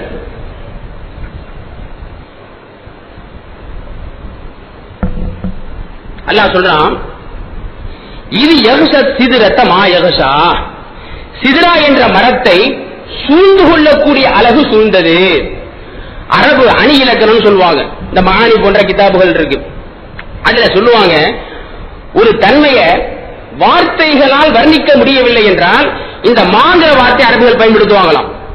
மாயகுஷா சூழ்ந்து கொள்ளக்கூடிய ஒன்று சூழ்ந்தது. எப்படி இருந்தது அது அழகு, அதனுடைய கம்பீரம் எப்படி இருந்தது, வார்த்தையால சொல்ல முடியாது. ரசூலுல்லாஹ் பெருமானார் ஸல்லல்லாஹு அலைஹி வஸல்லம் அவர்கள் அல்லாஹ்வை சந்தித்த போது அல்லாஹ் வஹி அறிவித்தான். அந்த அழகு எப்படி இருந்தது, அல்லாஹ் நேரடியா பேசுறான் பாருங்க. அந்த வஹி எப்படி இருந்தது, ஃபௌஹா இலா அப்திஹி மா அவுஹா. அல்லாஹ் ரசூலுல்லாஹ்வுக்கு வஹி அறிவித்தான். வஹி அறிவித்தானே அந்த ஒன்றை, இந்த மா போட்டு அல்லாஹ் சொல்லுவான். அந்த மாதிரி இது யகுஷ சிதறத்த, சிதறா என்ற அந்த மரத்தை சூழ்ந்து கொண்டது மாயகுஷா, சூழ்ந்து கொண்டது அந்த ஒன்று. என்னென்ன எல்லாம் விளக்க முடியாது. அப்ப வார்த்தைகளால் வர்ணிக்க முடியாது, சொன்னால் உங்களால் புரிந்து கொள்ள முடியாது. அப்படிப்பட்ட அழகு அந்த சிதறா என்ற இலந்தை மரத்துக்கு கொடுக்கப்பட்டிருந்தது. இருந்த ரசூலுல்லாஹ் விளங்குறதுக்காக சொல்றாங்க, பைத்துல் முகத்தை சரியா பார்க்கல, ஏனென்றால் நினைச்ச பார்த்துட்டு வந்து அந்த உலகத்துல தானே இருக்கு. ஆனா சிதறாங்கிற மரத்தை இந்த முறை வாய்ப்பு விட்டுவிட்டால் அடுத்து பார்க்க முடியாது. எனவே நமக்கெல்லாம் பாக்கியம் கிடைக்காது வர்ணிக்கிறாங்க.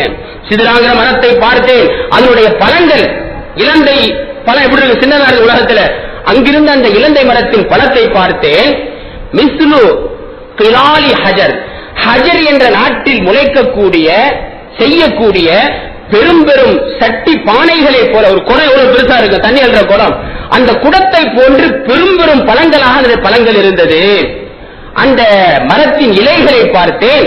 மிஸ்லு ஆதானி ஃபீலத்தி, யானையின் காது எப்படி பெருசா இருக்குமோ அந்த மாதிரி அந்த மரத்தினுடைய இலைகள் யானை காதை போன்று பெருசா இருந்துச்சு.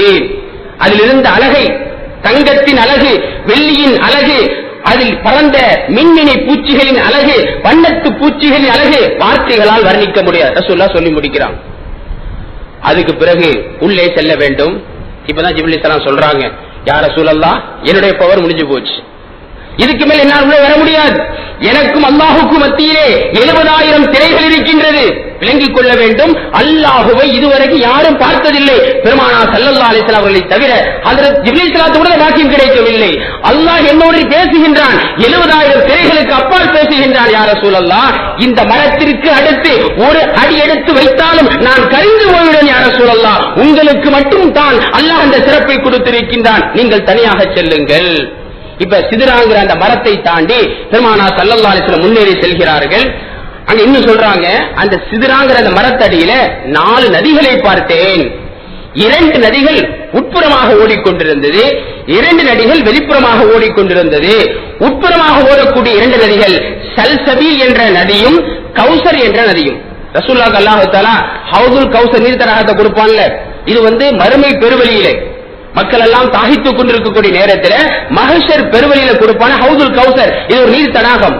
அதே மாதிரி சொர்க்கத்துக்குள்ள கௌசர் ஒரு நதி ஓடுமாம், இதுவும் பெருமானாருக்கு சொந்தமான நதி. அந்த கௌசர் என்ற நதியும் சல்சபீல் என்ற நதியும் இந்த சிதறாங்கிற மரத்தின் அடியிலிருந்துதான் சொர்க்கத்தை நோக்கி செல்கிறது. அதை நான் பார்த்தேன். வெளிப்புறமாக 2 நதி ஓடியது, அது நைல் நதியும் ஃபிராத் நதியும். விளக்க நமக்கு புரியாது, அங்கிருந்து உற்பத்தியாக இந்த உலகத்துக்கு வருது. ஏன்னா நைல் என்பதும் ஃபிராத் என்பதும் உலகத்தில் ஓடக்கூடிய நதிகள். அதனுடைய அடி ஊற்று அந்த சிதறாங்கிற மரத்தின் அடிவாரத்தில் இருந்ததை பார்த்தேன் என்பதாக பெருமானார் ஸல்லல்லாஹு அலைஹி சொல்றாங்க. இப்ப நம்ம விருந்தாளி வந்தா என்ன செய்வோம்? வந்த உடனே பஸ் ஸ்டாண்ட்ல இறங்குறாரு, அதுக்கு வீட்டுக்கு வரணும். இறங்கின என்ன செய்யும்? ரொம்ப சிறப்பான விருந்தாளியா இருந்தா ஏதாவது சாப்பிடுறீங்களா, கூல்ட்ரிங்க் சாப்பிடுறீங்க கேட்போமா இல்லையா? அல்லாஹ் அந்த ஏற்பாடை செய்திருந்தான். ஜிப்ரீல் அலைஹிஸ்ஸலாம் 3 பாத்திரத்தை கொண்டு வந்தாங்களாம். ஒரு பாத்திரத்துல மதுபானம் இருந்தது, சொர்க்கத்துடைய மதுபானம். 2வது பாத்திரத்துல பால் இருந்தது, 3வது பாத்திரத்துல தேன் இருந்தது. யா ரசூலல்லாஹ் எது வேணா எடுத்துங்க, கூலிங் வேண்டாம் கூலிங் எடுத்துங்க, சூடா வேண்டாம் சூடா கேட்கிற மாதிரி ஜிப்ரீல் அலைஹிஸ்ஸலாம் சொன்னாங்க. 3ல எதை வேண்டாம் எடுத்துக்கொள்ளுங்கள். பெருமானார் ஸல்லல்லாஹு அலைஹி வஸல்லம் பாலை எடுத்தாங்களாம். உடனே ஜிப்ரீல் ரொம்ப சந்தோஷம், நீங்கள் இஸ்லாத்தின் இயற்கை தன்மை எடுத்துக் கொண்டீர்கள். பால் இருக்கு, அது இஸ்லாத்தின் இயற்கை தன்மை புகழ்ந்தாங்க. பாலை சாப்பிட்டார்கள். அதான் பாலை கனவுல பார்த்தா சிறப்புங்க. ஏதாவது ஒரு பெரியார், ஒரு அல்லாஹ்வுடைய அடியார் நமக்கு பால் தர்ற மாதிரி கனவு கண்டாங்க. நம்ம இந்த பாலை குடிச்சோம்னு சொன்னா அவர்கள் மூலமாக நமக்கு இல்மு வர போகுதுன்னு அர்த்தம். பாலுடைய விளக்கமே இல்மு. பெருமானார் ஸல்லல்லாஹு அலைஹி வஸல்லம் அங்கும் போய் இல்மை தான் தேர்ந்தெடுத்தார்கள். பாலை குடிச்சாங்க. அதுக்கு பிறகுடைய பயணம் தொடர்கிறது. அல்லாஹ்வை நெருங்கினார்கள். எந்த அளவுக்கு நெருங்கினார்கள்? இது போன்று இதுவரைக்கும் எந்த நபியும் எந்த வலியும் எந்த வானவும் நெருங்காத அளவுக்கு அல்லாஹ்வை நெருங்கினார்கள். அல்லாஹ்ட்ட நேரடியாக பேசினார்கள். என்னென்ன பேசினாங்க? பல்வேறு சம்பாஷணைகள் இருக்கு. போன உடனே ரசூலுல்லாஹ் ஒரு காணிக்கை கொடுத்தாங்க அல்லாஹ்வுக்கு. பெரிய அரசரை சந்திக்க போறோம், ஒரு காணிக்கை கொண்டு செல்ல வேண்டும் அல்லவா? பெருமானார் ஸல்லல்லாஹு அலைஹி வஸல்லம் கொண்டு சென்ற காணிக்கை தான் நமக்கு தொழுகையிலே தரப்பட்டிருக்கிறது. அத்தஹியாத்துல் முபாரகாத்துஸ் ஸலவாத்துத் தய்யிபாத்து லில்லாஹ். அல்லாஹ் கேட்கின்றான், எனது அடியாரே, எனக்காக நீங்கள் கொண்டு வந்த காணிக்கை என்ன? கண்மணி நாயகம் ஸல்லல்லாஹு அலைஹி வஸல்லம் வாய் திறந்து சொன்னார்கள், அரசர்களுக்கெல்லாம் அரசரே, உனக்கு என்ன பொருளா வேண்டும் காணிக்கையாக? இல்லை இல்லை, நாங்கள் தரக்கூடிய காணிக்கை அத்தஹியாத் அல் முபாரகாத் அஸ் ஸலவாத் அத் தய்யிபாத்து லில்லாஹ். இந்த 4 முறைக்கு சொந்தமானது. அத்தஹியாத் ஹஜ்ஜின் மூலமாக செய்யக்கூடிய வணக்கங்களின் காணிக்கைகள், அத்-தய்யிபாத் அல்-முபாரக்காத் பொருளின் மூலமாக பரக்கத் செய்யப்பட்ட பொருளின் மூலமாக ஜக்காத்தை கொடுக்கின்றோம், தான தர்மங்களை கொடுக்கின்றோம், பொருளின் மூலமாக நாங்கள் வணக்கங்கள் செய்கின்றோம். அந்த காணிக்கை அஸ்ஸலவாத் தொழுகையின் மூலமாக தரக்கூடிய அந்த காணிக்கை, அத்தையிபாத் நோன்பின் மூலமாக, தையிபாத் என்றால் நோன்பா, நோன்பின் மூலமாக நாங்கள் தரக்கூடிய காணிக்கை. அப்ப தொழுகை, நோன்பு, ஜகாத், ஹஜ் இந்த நாளையும் காணிக்கையாக கொண்டு வந்திருக்கின்றேன் யா அல்லாஹ். அனைத்தும் உனக்குத்தான் சொந்தம். உலகத்தில் நான் தொழுகின்றேன், உனக்காக வேண்டி தொழுகிறேன். உலகத்திலே தவம் கொடுக்கின்றேன், உனக்காக வேண்டி செய்கின்றேன். உலகத்தில் நோன்பு வைக்கின்றேன், உனக்காக வேண்டி. ஹஜ் செய்கின்றேன், உனக்காக வேண்டி. இந்த நான்கையும் காணிக்கையாக கொண்டு வந்தேன். அல்லாஹ் காணிக்கை ஏற்றுக்கொண்டு சொன்னான், அஸ்ஸலாமு அலைக்க அய்யுஹன் நபியு வ ரஹ்மத்துல்லாஹ். நபியே, உங்களுக்கு என்னுடைய சலாமும் சலவாத்தும் உண்டாகட்டுமாக. அல்லாஹ் நபிகளாருக்கு மட்டும் சலாம் சொல்கின்றான், சலவாத்து சொல்கின்றான். கண்மணி நாயகம் ஸல்லல்லாஹு அலைஹி வஸல்லம் நாம் நபியின் மீது எந்த அளவுக்கு அன்பு வைத்திருக்கின்றோம் அதை சொல்ல தேவையில்லை. நபி ஸல்லல்லாஹு அலைஹி வஸல்லம் வைத்திருக்கக்கூடிய அன்பு, அல்லாஹ்வோடு சந்திக்கின்றார்கள், அல்லாஹ்வோடு பேசுகின்றார்கள், அல்லாஹ் சலாம் சொல்கின்றான், அஸ்ஸலாமு அலைக்க அய்யுஹன் நபி. நபியே, அல்லாஹ்வுடைய சலாம் சாந்தி உங்களுக்கு உண்டாகட்டும். அந்த நேரத்திலும் கூட, அல்லாஹ்வை சந்திக்கக்கூடிய நேரத்திலும் கூட, அல்லாஹ்வோடு பேசக்கூடிய நேரத்திலும் கூட நம்மை மறக்கவில்லை ஸல்லல்லாஹு அலைஹி வஸல்லம். யா அல்லாஹ், எனக்கு மட்டும் சலாம் இல்லை, எனக்கு மட்டும் ஸலவாத் அல்ல, அஸ்ஸலாமு அலைனா வ அலா இபாதில்லாஹி ஸாலிஹீன். யா அல்லாஹ், எங்கள் அனைவரின் மீதும், சாலிஹான எல்லா மக்களின் மீதும் உன்னுடைய சலாத்தையும் சலாமையும் தருவாயாக. உரையாடல் தொடர்கின்றது. அரிசி சுமக்கக்கூடிய மாணவர்கள் ரப்பின் நேசரும் பேசிக் கொண்டிருக்கக்கூடிய காட்சிகளை பார்க்கிறார்கள். மனம் சந்தோஷப்பட்டார்கள். அஷ்ஹது அல்லா இலாஹ இல்லல்லாஹ் வ அஷ்ஹது அன்ன முஹம்மதர் ரசூலுல்லாஹ். அரிசி சுமக்கக்கூடிய மாணவர்கள் சந்தோஷத்தில் சொன்னார்கள், ரப்பு என்றால் இவன் தான் ரப்பு, அடியாரை கண்ணியப்படுத்தி விட்டான், அடியார் என்றால் இவர்தான் அடியார், ரப்பை கண்ணியப்படுத்தி விட்டான். நாங்கள் சாட்சி சொல்கின்றோம், அல்லாஹ் மட்டும்தான் வணக்கத்திற்கு சொந்தமானவன், அல்லாஹ் வணங்கப்படுவதற்கு தகுதியுள்ளவன். வ அஷ்ஹது அன்ன முஹம்மதர் ரசூலுல்லாஹ். இந்த முஹம்மது ஸல்லல்லாஹு அலைஹி வஸல்லம் அல்லாஹ்வுடைய தூதர் என்று அரிசை சுமக்கக்கூடிய வானவர்கள் சொன்ன சாட்சி. எனவேதான் இந்த நிகழ்ச்சியை ரசூலுல்லாஹ்வால மறக்க முடியல. அல்லாஹ்வை நேரடியாக சந்தித்து நேரடியாக பேசக்கூடிய பாக்கியத்தை பெற்றார்கள் அல்லவா? இதை மறக்காம கியாமத்து வரைக்கும் வரக்கூடிய மக்கள் சொல்லிக்கொண்டே இருக்க வேண்டும் என்பதற்காக வேண்டி தொழுகையின் கடைசி இருப்பில் ஆக்கிக் கொள்ளுங்கள் என்பதாக ஸல்லல்லாஹு அலைஹி வஸல்லம் சஹாபாக்களுக்கு அத்தஹியாத்தை கற்றுக் கொடுத்தார்களாம். இப்னு அப்பாஸ் ரலியல்லாஹு அன்ஹுமா சொல்லுவார்கள், இந்த அத்தஹியாத்தை பெருமானார் ஸல்லல்லாஹு அலைஹி வஸல்லம் எங்களுக்கு எப்படி கற்றுக் கொடுத்தார் என்று சொன்னால், தொழுகையின் ஒரு சூறாவை எப்படி முக்கியத்துவம் கொடுத்து கற்றுக் கொடுப்பார்களோ அதே போன்று அத்தஹியாத்தை எங்களுக்கு கற்றுக் கொடுத்தார்கள். ஆக அல்லாஹ்வோடு பேசுறாங்க, சம்பாஷணை முடிகின்றது. அல்லாஹ் சில பரிசுகளை கொடுத்தான். பரிசுகளை வாங்கிட்டு போங்க. என்ன பரிசு? ஹதீஸ்ல வருது, அல்லாஹ் 3 விதமான பரிசுகளை கொடுத்தான். முதல் பரிசு 50 வேளை தொழுகை. ஊர்ல போய் என்ன செய்யணும்? 50 வேளை ஒரு நாளைக்கு தொழுகணும். இரண்டாவது பரிசு சூரத்துல் பக்கராவுடைய கடைசி வசனங்கள். இந்த சூரத்துல் பக்கராவுடைய கடைசி வசனங்கள் இருக்கு, மற்ற எல்லா வசனங்களுடைய சிறப்பு வாய்ந்த வசனம். ஏன்னா மற்ற குர்ஆனுடைய வசனங்கள் எல்லாம் பெருமானார் ஸல்லல்லாஹு அலைஹி வஸல்லம் அவர்களுக்கு வாசித்தா மூலம் தான் கிடைச்சிச்சு. ஜிப்ரீல் ஸலாம் வந்து சொல்லி காட்டுவாங்க, ரசூலுல்லாஹ் மனப்பாடம் செய்து கொள்வார்கள். இந்த சூரத்துல் பக்கராவை மட்டும் அல்லாஹ் நேரடியாக ஓதி காட்டினான். பெருமானார் ஸல்லல்லாஹு அலைஹி வஸல்லம் அல்லாஹ்விடமிருந்து நேரடியாக பெற்றுக் கொண்டார்கள். ஆனா அதுக்கு பிறகு மதீனாவிற்கு வந்த பிறகு ஹஜ்ரத் ஜிப்ரீல் ஸலாத்தின் மூலமாக வஹீயின் மூலமா வந்துச்சு. 2 முறை வந்திருக்கு. ஒன்னு அல்லாஹ்ட்ட நேரடியா பேசினாங்க. ஏன்னா சூரத்துல் பக்கராவுடைய இந்த வசனம் மதனின்னு சொன்னாலே ஹிஜ்ரத்துக்கு பின்னால் ரசூலுல்லாஹ் மதீனாவில் இருக்கிறப்போ இறக்கப்பட்ட வசனங்கள்.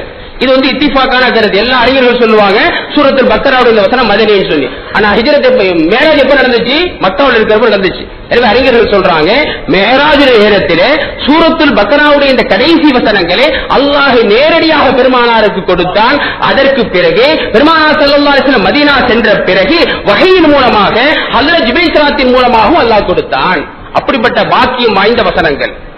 மூன்றாவது அல்லாஹ் சொன்னா, நபியே, உம்முடைய உம்மத்தில யாராவது இணை வைக்காமல் எனக்கு ஷிர்க் செய்யாமல் மரணித்து விட்டால் அவருடைய பாவங்களை நான் மன்னிப்பேன். இதான் 3 பரிசு. அறிஞர்கள் சொல்லுவாங்க, 1 கடமை, 2வது ரஹ்மத்து, 3வது மக்ஃபிரத்.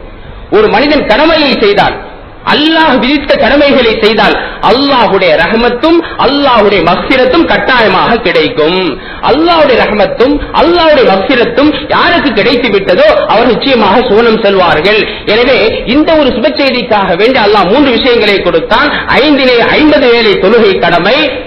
அந்த சூரத்துல் பக்கராவுடைய கடைசி வசனங்களை ஓதி பார்த்தா பூரா ரஹ்மத், அல்லாஹ் நம்ம கேட்கிறோம், யா அல்லாஹ் முன் சென்ற சமுதாயம் கொடுத்த கஷ்டமா எங்களுக்கு கஷ்டத்தை கொடுத்துறாத, எங்களுக்கு இலகுவாக்கி வை, எங்கள் மீது ரஹ்மத்து செய்யி, நாங்கள் தவறாக செய்து விட்டால், அறியாமல் செய்து விட்டால் எங்களுடைய பாவங்களை மன்னித்து விடு. அல்லாஹ் ரஹ்மத்தை கேட்கிறோம், அல்லாஹ் ரஹ்மத்தை செய்கின்றான். மூன்றாவதாக இணை வைக்காமல் மன்னித்து விட்டால் அல்லாஹ் பாவங்களை மன்னிப்பான். இந்த 3 பரிசுகளை வாங்கிக் கொண்டு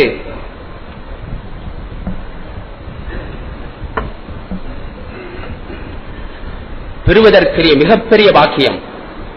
ஒரு மனித உலகத்தில் வாழ்வதின் நோக்கத்தை புரிந்து கொள்ள வேண்டும். அல்லாஹ் சொல்கின்றான், மனிதர்களை ஜின்களை என்னை வணங்குவதற்காக வேண்டி படைத்தேன் அல்லாஹ் சொல்கிறான். வணக்கத்தின் நோக்கம் என்னவென்றால் சடங்கு ரீதியான வணக்கம் அல்ல. அறிஞர்கள் சொல்லுவார்கள், என்னை வணங்குவதற்காக வேண்டி என்று சொன்னால் என்னை அறிவதற்காக வேண்டி. நம்முடைய வணக்கத்தின் மூலமாக, நம்முடைய தொழுகையின் மூலமாக, நம்முடைய நோன்பின் மூலமாக, நம்முடைய தர்மங்களின் மூலமாக, நம்முடைய ஹஜ்ஜின் மூலமாக, நம்முடைய உம்ராவின் மூலமாக ரப்பை அறிய வேண்டும். உலகத்திற்கு வந்த நோக்கமே அல்லாஹ்வை அறிவதற்காக வேண்டி, அல்லாஹ்வுடைய குதிரத்தை புரிந்து கொள்வதற்காக வேண்டி, அல்லாஹ்வுடைய அன்பை பெறுவதற்காக வேண்டி. இதான் உலகத்திற்கு வந்த நோக்கம்.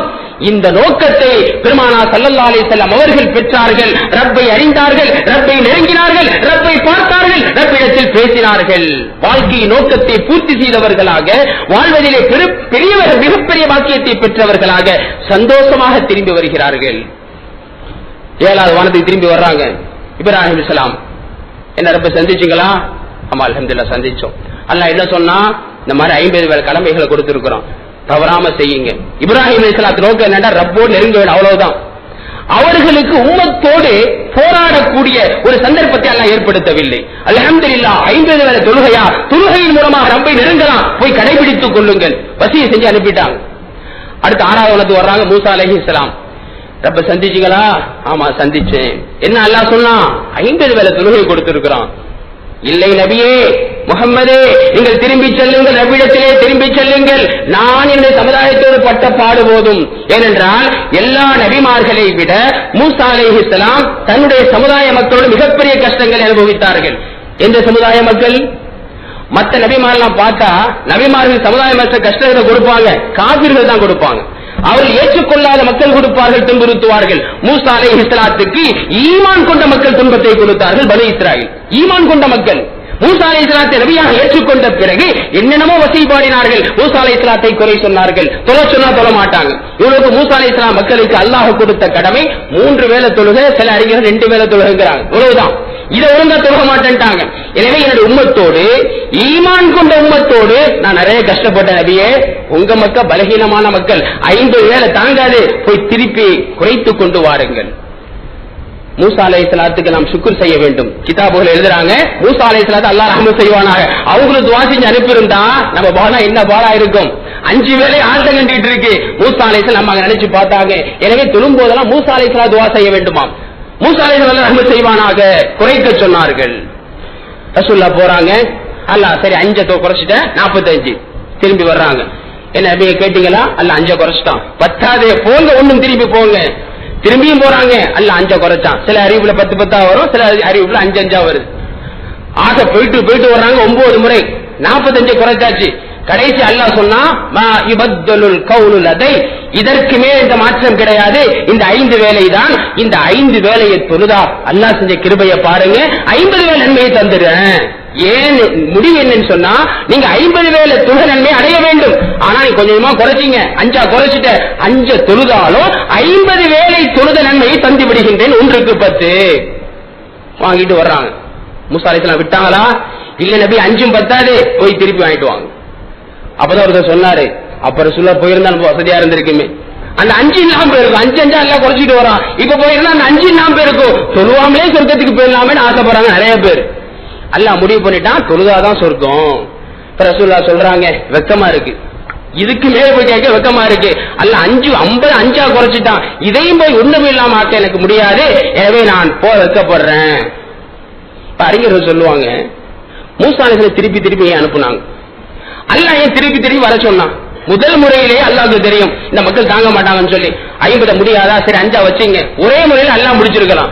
அல்லாஹ் முடிக்காம 5 குறைக்கிறான். மூசா அலைஹிஸ்ஸலாம் திரும்பி போக சொல்றாங்க. என்ன காரணம் சொன்னா, அறிஞர்கள் சொல்லுவார்கள், முதல் காரணம் உம்மத்தின் மீது உள்ள பரிவு, 2வது காரணம் ஒரு சுயநலம் மூசா அலைஹிஸ்ஸலாத்துக்கு. என்ன செய்யணும்? மூசா அலைஹிஸ்ஸலாம் அல்லாஹ்ட்ட கேட்டாங்க, அன்துர் இலை, இறைவா நீ காட்டு, உன்னை காட்டு, நான் உன்னை பார்க்க வேண்டும்.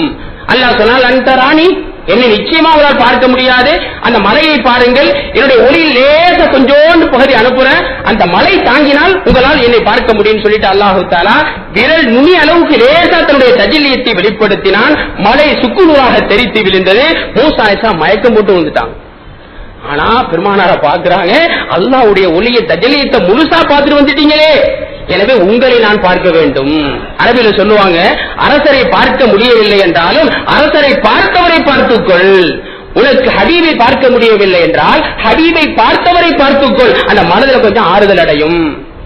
எனக்கு பிரியமான ஒரு ஆள் இருக்கிறார், அவரை என்னால் பார்க்க முடியல, பார்த்துட்டு வந்து அப்படியேப்பா அவரை பாத்தியா, என்ன சந்தோஷமா கேட்போம். நெருங்கிய நண்பர், பல வருஷமாச்சு பார்க்கவே முடியல, அவர் பார்க்கவே முடியல, நீ பாத்தியா? ஒண்ணும் இல்லைங்க, நம்ம ஆள்ல ஒரு ஆளு மெட்ராஸுக்கு போய் முதல்வரை பார்த்துட்டு வந்தார். அது பெரிய பாக்கியமா, நம்ம முதல்வரை பாத்தியாப்பா? நேரடியா பார்த்தேன். அவருக்கு தடுற மரியாதை கேட்டா அது பெரிய பாக்கியமா நம்ம நினைக்கிறோம். அப்ப அல்லாஹ்வை பார்த்து விட்டு வந்தால் மூசா அலைஹிஸ்ஸலாம் எவ்வளவு சந்தோஷப்படுவாங்க. இந்த சில அறிஞர்கள் சொல்லுவாங்க, திருப்பி திருப்பி அனுப்ப காரணம், முதல் முறை வந்த போது அல்லாஹுடைய ஒளியோடு அல்லாஹுடைய ஒளியை தரிசித்த அந்த காட்சி பெருமானாரின் முகத்திலே பிரதிபலிக்கின்றது. சாதாரண ஒரு அத்தர் வியாபாரி சந்தி திரும்பி வந்தா நம்ம மேல அத்தர் வாசம் அடிக்குங்க. அந்த சுகபத்துக்கு ஒரு மாசிர் இருக்கு. அல்லாஹ்வை சந்தித்து விட்டு வந்தால் அல்லாஹுடைய இந்த தஜல்லியத்தின் வெளிப்பாடு பெருமானார் ஸல்லல்லாஹு அலைஹி முகத்தில் தெரிகின்றது. எனவே பார்க்கிறாங்க. இரண்டாம் முறை போயிட்டு வர்றாங்க, அந்த தஜல்லியத் அதிகமாகின்றது, இன்னும் பார்த்து ரசிக்கிறார்கள். திரும்பி போங்க, தஜல்லியத் அதிகமாக அதிகமாக அதை பார்த்து ரசிப்பதற்காக வேண்டி அல்லாஹ்வை பார்க்க முடியவில்லை, அல்லாஹ்வை பார்த்து விட்டு வருகின்ற காரணத்தினால் கண்மணி நாயகம் ஸல்லல்லாஹு அலைஹி வஸல்லம் அவர்கள் முகத்தில் வெளிப்படக்கூடிய அந்த நூறானியத்தை பார்ப்பதற்காக திருப்பி திருப்பி அனுப்புனாங்களாம். அல்லாஹ் திரும்பி ஒரே தினம் முடிச்சிருக்கலாமே சொல்றாங்க. இந்த மக்கள் விளங்கிக் கொள்ள வேண்டும், பெருமானார் ஸல்லல்லாஹு அலைஹி வஸல்லம் அவர்களுக்கு மட்டும்தான் அல்லாஹ்வை பார்க்கக்கூடிய அந்த சக்தி, அந்த அந்தஸ்து இருக்கு. அது ஒரு முறை மட்டுமல்ல, ஒன்றுக்கு பல முறை பார்க்கக்கூடிய அந்த பாக்கியம் பெருமானாருக்கு உண்டு. ஒரு தடவை தான் பார்த்தாரு, அதுக்கு மேலே பாக்கியம் இல்லைன்னு விளங்கிக் கொள்ளக்கூடாது. ஒரு முறை அல்ல, இருமுறை அல்ல, பல முறை திருப்பி திருப்பி வந்தாலும் என்னுடைய தஜல்லியத்தை அவருக்கு காட்டுவேன். அப்படிப்பட்ட ஹபீப் என்னுடைய ஹபீப் முஹம்மது ஸல்லல்லாஹு அலைஹி வஸல்லம் என்பதை உலக மக்களுக்கு புரிய வைப்பதற்காக வேண்டி அல்லாஹ் திரும்பி திரும்பி வர சொன்னான். இப்படி 50 வேளை தொழுகைய 5 வேளையாக ஆக்கிக்கொண்டு பெருமானார் ஸல்லல்லாஹு அலைஹி வஸல்லம் ஒவ்வொரு வானமாக கடந்து மீண்டும் பைத்துல் முகத்தஸ் வந்து சேருகிறார்கள். அங்கே பழையபடி கட்டப்பட்ட அந்த புராக் வாகனம் தயாராக இருக்கிறது. அதே வாகனத்தில் ஏறி நேரா வீட்டுக்கு வந்துட்டாங்க. எல்லாம் ஒரு மணி நேரத்தில் முடிஞ்சதுன்னு சில அறிஞர்கள் சொல்லுவார்கள். ஏன்னா அல்லாஹ் என்ன சொல்றா, லைலம் மினல் மஸ்ஜிதில் ஹராம், லைலுங்கிற வார்த்தையை பயன்படுத்துறான். இதுக்கு முன்னாடி அல்லாஹ் சொன்னா அஸ்ரா, சுப்ஹானல்லதி அஸ்ரா. அஸ்ரா என்று சொன்னாலே இரவு நேரத்தில் அழைத்து சென்றால் தான் அர்த்தம். அப்ப அஸ்ராவுலே அர்த்தம் வந்துருச்சு, இரவு நேரத்தில் அழைத்து சென்றான். அதுக்கு முன்னாடி லைலன் இரவு நேரத்தை திருப்பி சொல்றான். அறிஞர்கள் சொல்லுவாங்க, இரவின் சிறு பகுதியில் காட்டுறதுக்காக வேண்டி, இரவு முழுக்க அல்ல, இஷாவுடைய சுப வரைக்கும் அல்ல, இரவினுடைய சிறு பகுதியிலே கொஞ்ச நேரம் என்பதை காட்டுவதற்காக வேண்டித்தான் அஸ்ரா என்று சொன்ன பிறகும் லைலன் என்ற வார்த்தை அல்லாஹ் பயன்படுத்துறான். ஆனா கொஞ்ச நேரம் எவ்வளவு நேரம்? அறிஞர்கள் சொல்லுவாங்க 1 மணி நேரம். ஆனா அன்னை ஆயிஷா ரலியல்லாஹு அன்ஹா அறிவிப்புல வருது, ஒரு மனிதர் படுத்திருந்தால் அந்த இடம் லேசா சூடா இருக்கும். அந்த சூடு ஆறுவதற்கு முன்பாக ரசூலுல்லாஹி ஸல்லல்லாஹு அலைஹி திரும்ப வந்துட்டாங்க. ஆனா அந்த நேரத்தில் அன்னை ஆயிஷா ரலியல்லாஹு அன்ஹா மனைவியாக இல்லை, அதுக்கு பிறகு கல்யாணம் நடக்குது. பெருமானார் வாக்கு மூலமாக கேட்டு சொல்கிறார்கள், பெருமானார் ஸல்லல்லாஹு அலைஹி படுத்திருந்த அந்த இடத்திலே சூடு ஆறுவதற்கு முன்பாக ரசூலுல்லாஹ் திரும்பி வந்துட்டாங்க. இன்னும் சில அறிஞர்கள் சொல்லுவாங்க, வெளியே போறப்ப அந்த தாழ்பால் ஆடும், தாழ்பால் ஆடும், அந்த தாழ்பால் ஆடக்கூடிய தாழ்பால் அடங்குவதற்கு முன்பாக எவ்வளவு நேரம் ஆயிருக்கும்? ஒரு சில நிமிடங்களே ஸல்லல்லாஹு அலைஹி வஸல்லம் அந்த பெரும் பயணத்தை முடித்து விட்டு திரும்பி வந்துட்டாங்க. வந்து படுக்கிறாங்க, தூக்கம் வரல. இவ்வளவு பெரிய காட்சி, நம்ம கனவுல ஒரு நல்ல காட்சியை பார்த்தோம், நல்ல கனவை பார்த்தோம், அதுக்கு ஒரு தூக்கம் முடிச்சு உட்காந்துட்டே இருப்போம். நல்ல கனவாக இருந்தா தூக்கம் வராது. பெருமானார் ஸல்லல்லாஹு அலைஹி வஸல்லம் இவ்வளவு பெரிய பாக்கியத்தை பார்த்து விட்டு வந்தா தூக்கமே வரல. எதுக்காக வேண்டி? அல்லாஹுடைய குதிரத்தை பார்த்தோம். மேல அங்க போய் அந்த மூசாவை சந்தித்த பிறகு அதற்கு பிறகு மேலும் ஆகாயத்திற்கு சென்றுதான் சொர்க்கத்தை பார்த்தார்கள், நரகத்தை பார்த்தார்கள். சொர்க்கவாதிகளை பூரா பார்க்கிறாங்க. அதிகமானவர்கள் ஏழைகளாக இருந்தார்களாம். சொர்க்கவாதிகள் அதிகமானவர்கள் ஏழைகளாக இருந்தார்கள். நரகத்தை பார்க்கிறாங்க, நரகத்தில் அதிகமானவர்கள் பெண்களாக இருந்தார்கள். எனவே சொர்க்கத்தை பார்த்தோம், நரகத்தை பார்த்தோம், அல்லாஹ்வுடைய குதிரத்தை பார்த்தோம், அல்லாஹ்வுடைய அத்தாட்சியை பார்த்தோம். யான் பெற்ற இன்பம் இந்த உலகம் பெற வேண்டும், நான் மட்டும் பார்த்தேன் ரசித்தேன் என்று இல்லாமல் இந்த மக்களுக்கு சொல்ல வேண்டும் அல்லாஹ்வுடைய குதிரத்தை, அல்லாஹ்வுடைய சக்தியை, அல்லாஹ்வுடைய அத்தாட்சிகளை, சொர்க்கத்தை, நரகத்தை இந்த மக்களுக்கு சொல்ல வேண்டும். எப்போது விடியும், எப்போது விடியும் இந்த மக்களுக்கு நான் சொல்ல வேண்டும். அந்த ஆசையில் தூங்காமல் விழித்துக் கொண்டே இருந்தார்கள். அதிகாலை நேரம் உம்மு ஹானி ரலியல்லாஹு தஆலா அன்ஹா கண் விழித்து பார்க்கிறார்கள். பெருமானார் ஸல்லல்லாஹு அலைஹி வஸல்லம் உறங்காமல் அமர்ந்திருந்தார்கள். என்ன செய்தி, அவங்களுக்கு நல்ல செய்தி தெரியாது. என்ன செய்தி விஷயத்தை பூரா சொன்னாங்க. 2 வானவர்கள் வந்தார்கள், ஜிப்ரீல் மீகாயில் வந்தார்கள், என்னை அழைத்து சென்றார்கள். பைத்துல் முகத்தஸ் சென்றேன், அந்த காட்சிகளை பார்த்தேன், நபிமார்களுக்கு தொழுகை நடத்தினேன், 7 வானத்தை கடந்து சென்றேன், ரப்பை பார்த்தேன், 7 இடத்தில் பேசினேன், சொர்க்கத்தை பார்த்தேன், நரகத்தை பார்த்தேன். உம்மு ஹானி சொன்னாங்க, தயவு செய்து வெளியே போய் சொல்லிடாதீங்க, இந்த செய்திகளை மக்கள்கிட்ட போய் சொல்லாதீங்க. ஏனென்றால் யா ரசூலல்லாஹ், மக்காவில் இருக்கக்கூடிய குறைஷியர்கள் ஏற்கனவே உங்களை பொய்யன் என்று பொய்படுத்திக் கொண்டிருக்கிறார்கள். இந்த செய்தியை சொன்னால் இன்னும் அதிகமாக திட்டுவார்கள். எனவே யா ரசூலல்லாஹ், நீங்கள் வெளியிலே சென்று சொல்ல வேண்டாம், தடுக்கிறார்கள். ரசூலுல்லாஹ் சொல்றாங்க, இல்ல, என்னால் உள்ளத்தில் தாங்கிக் கொள்ள முடியவில்லை. அல்லாஹ்வுடைய குதிரத்தை, அல்லாஹ்வுடைய சக்தியை, அல்லாஹ்வுடைய ஆற்றலை, அல்லாஹ்வுடைய தன்மைகளை, அத்தாட்சிகளை சொல்லியே தீருவேன். எந்திரிக்கிறாங்க. உம்மு ஹானி ரலியல்லாஹு தஆலா அன்ஹா பெருமானாருடைய மேலாடையை பிடித்து இழுக்கிறார்கள். செல்ல வேண்டாம், செல்ல வேண்டாம், உங்களை பொய்ப்படுத்துவார்கள், நிச்சயமாக பொய்ப்படுத்துவார்கள். அந்த நேரத்தில் ரசூலுல்லாஹ் ரொம்ப வேகமாக தன்னுடைய கையால் அந்த ஆடையை தட்டுகின்றார்கள். உம்மு ஹானி ரலியல்லாஹு தஆலா அன்ஹா சொல்லுவார்கள், பெருமானார் அந்த வேகம் எப்படிப்பட்ட வேகம் என்றால், பெருமானாரின் உள்ளத்திலிருந்து, நெஞ்சத்திலிருந்து ஒரு ஒளி பாய்ந்து வந்தது, என்னுடைய கண்ணை கூச செய்து விட்டது, கையை நான் விட்டு விட்டேன். பெருமானார் வேகமாக வெளியே சென்று விட்டார்கள். அதற்கு பிறகு என்னால் இருப்பு கொள்ள முடியவில்லை. என்னுடைய அடிமை பெண் ரபுஆ என்ற பெண்ணை பார்த்து சொன்னேன், பின்னால் சென்று என்ன நடக்கிறது பார்த்து வா. அந்த அடிமை பெண் பின்னால் செல்கிறார்கள். நேர ரசூலுல்லாஹ் காபத்துல்லாஹ் போறாங்க. அந்த அபூ ஜஹிலும் அல் முத்தஇமும் அதி என்ற 2 பேர் உட்கார்ந்து இருக்கிறாங்க. ரசூலுல்லாஹ் சந்தோஷமா சொல்றாங்க, நடந்த காட்சிகளை பூரா சொல்றாங்க. உன்னை முத்தியும் சொல்றான், ஆரம்பிச்சிட்டீங்களா பழைய கதைய? இவ்வளவு நாள் நீங்கள் சொன்ன பொய்களே மிகப்பெரிய பொய் இந்த பொய் தான். நான் ஷாம் நாட்டுக்கு பலமுறை சென்றிருக்கிறேன். செல்வதற்கு 1 மாத காலம், திரும்பி வருவதற்கு 1 மாத காலம் தேவைப்படுகிறது. நீங்கள் ஒரு இரவில் சென்று வந்து விட்டீர்களா?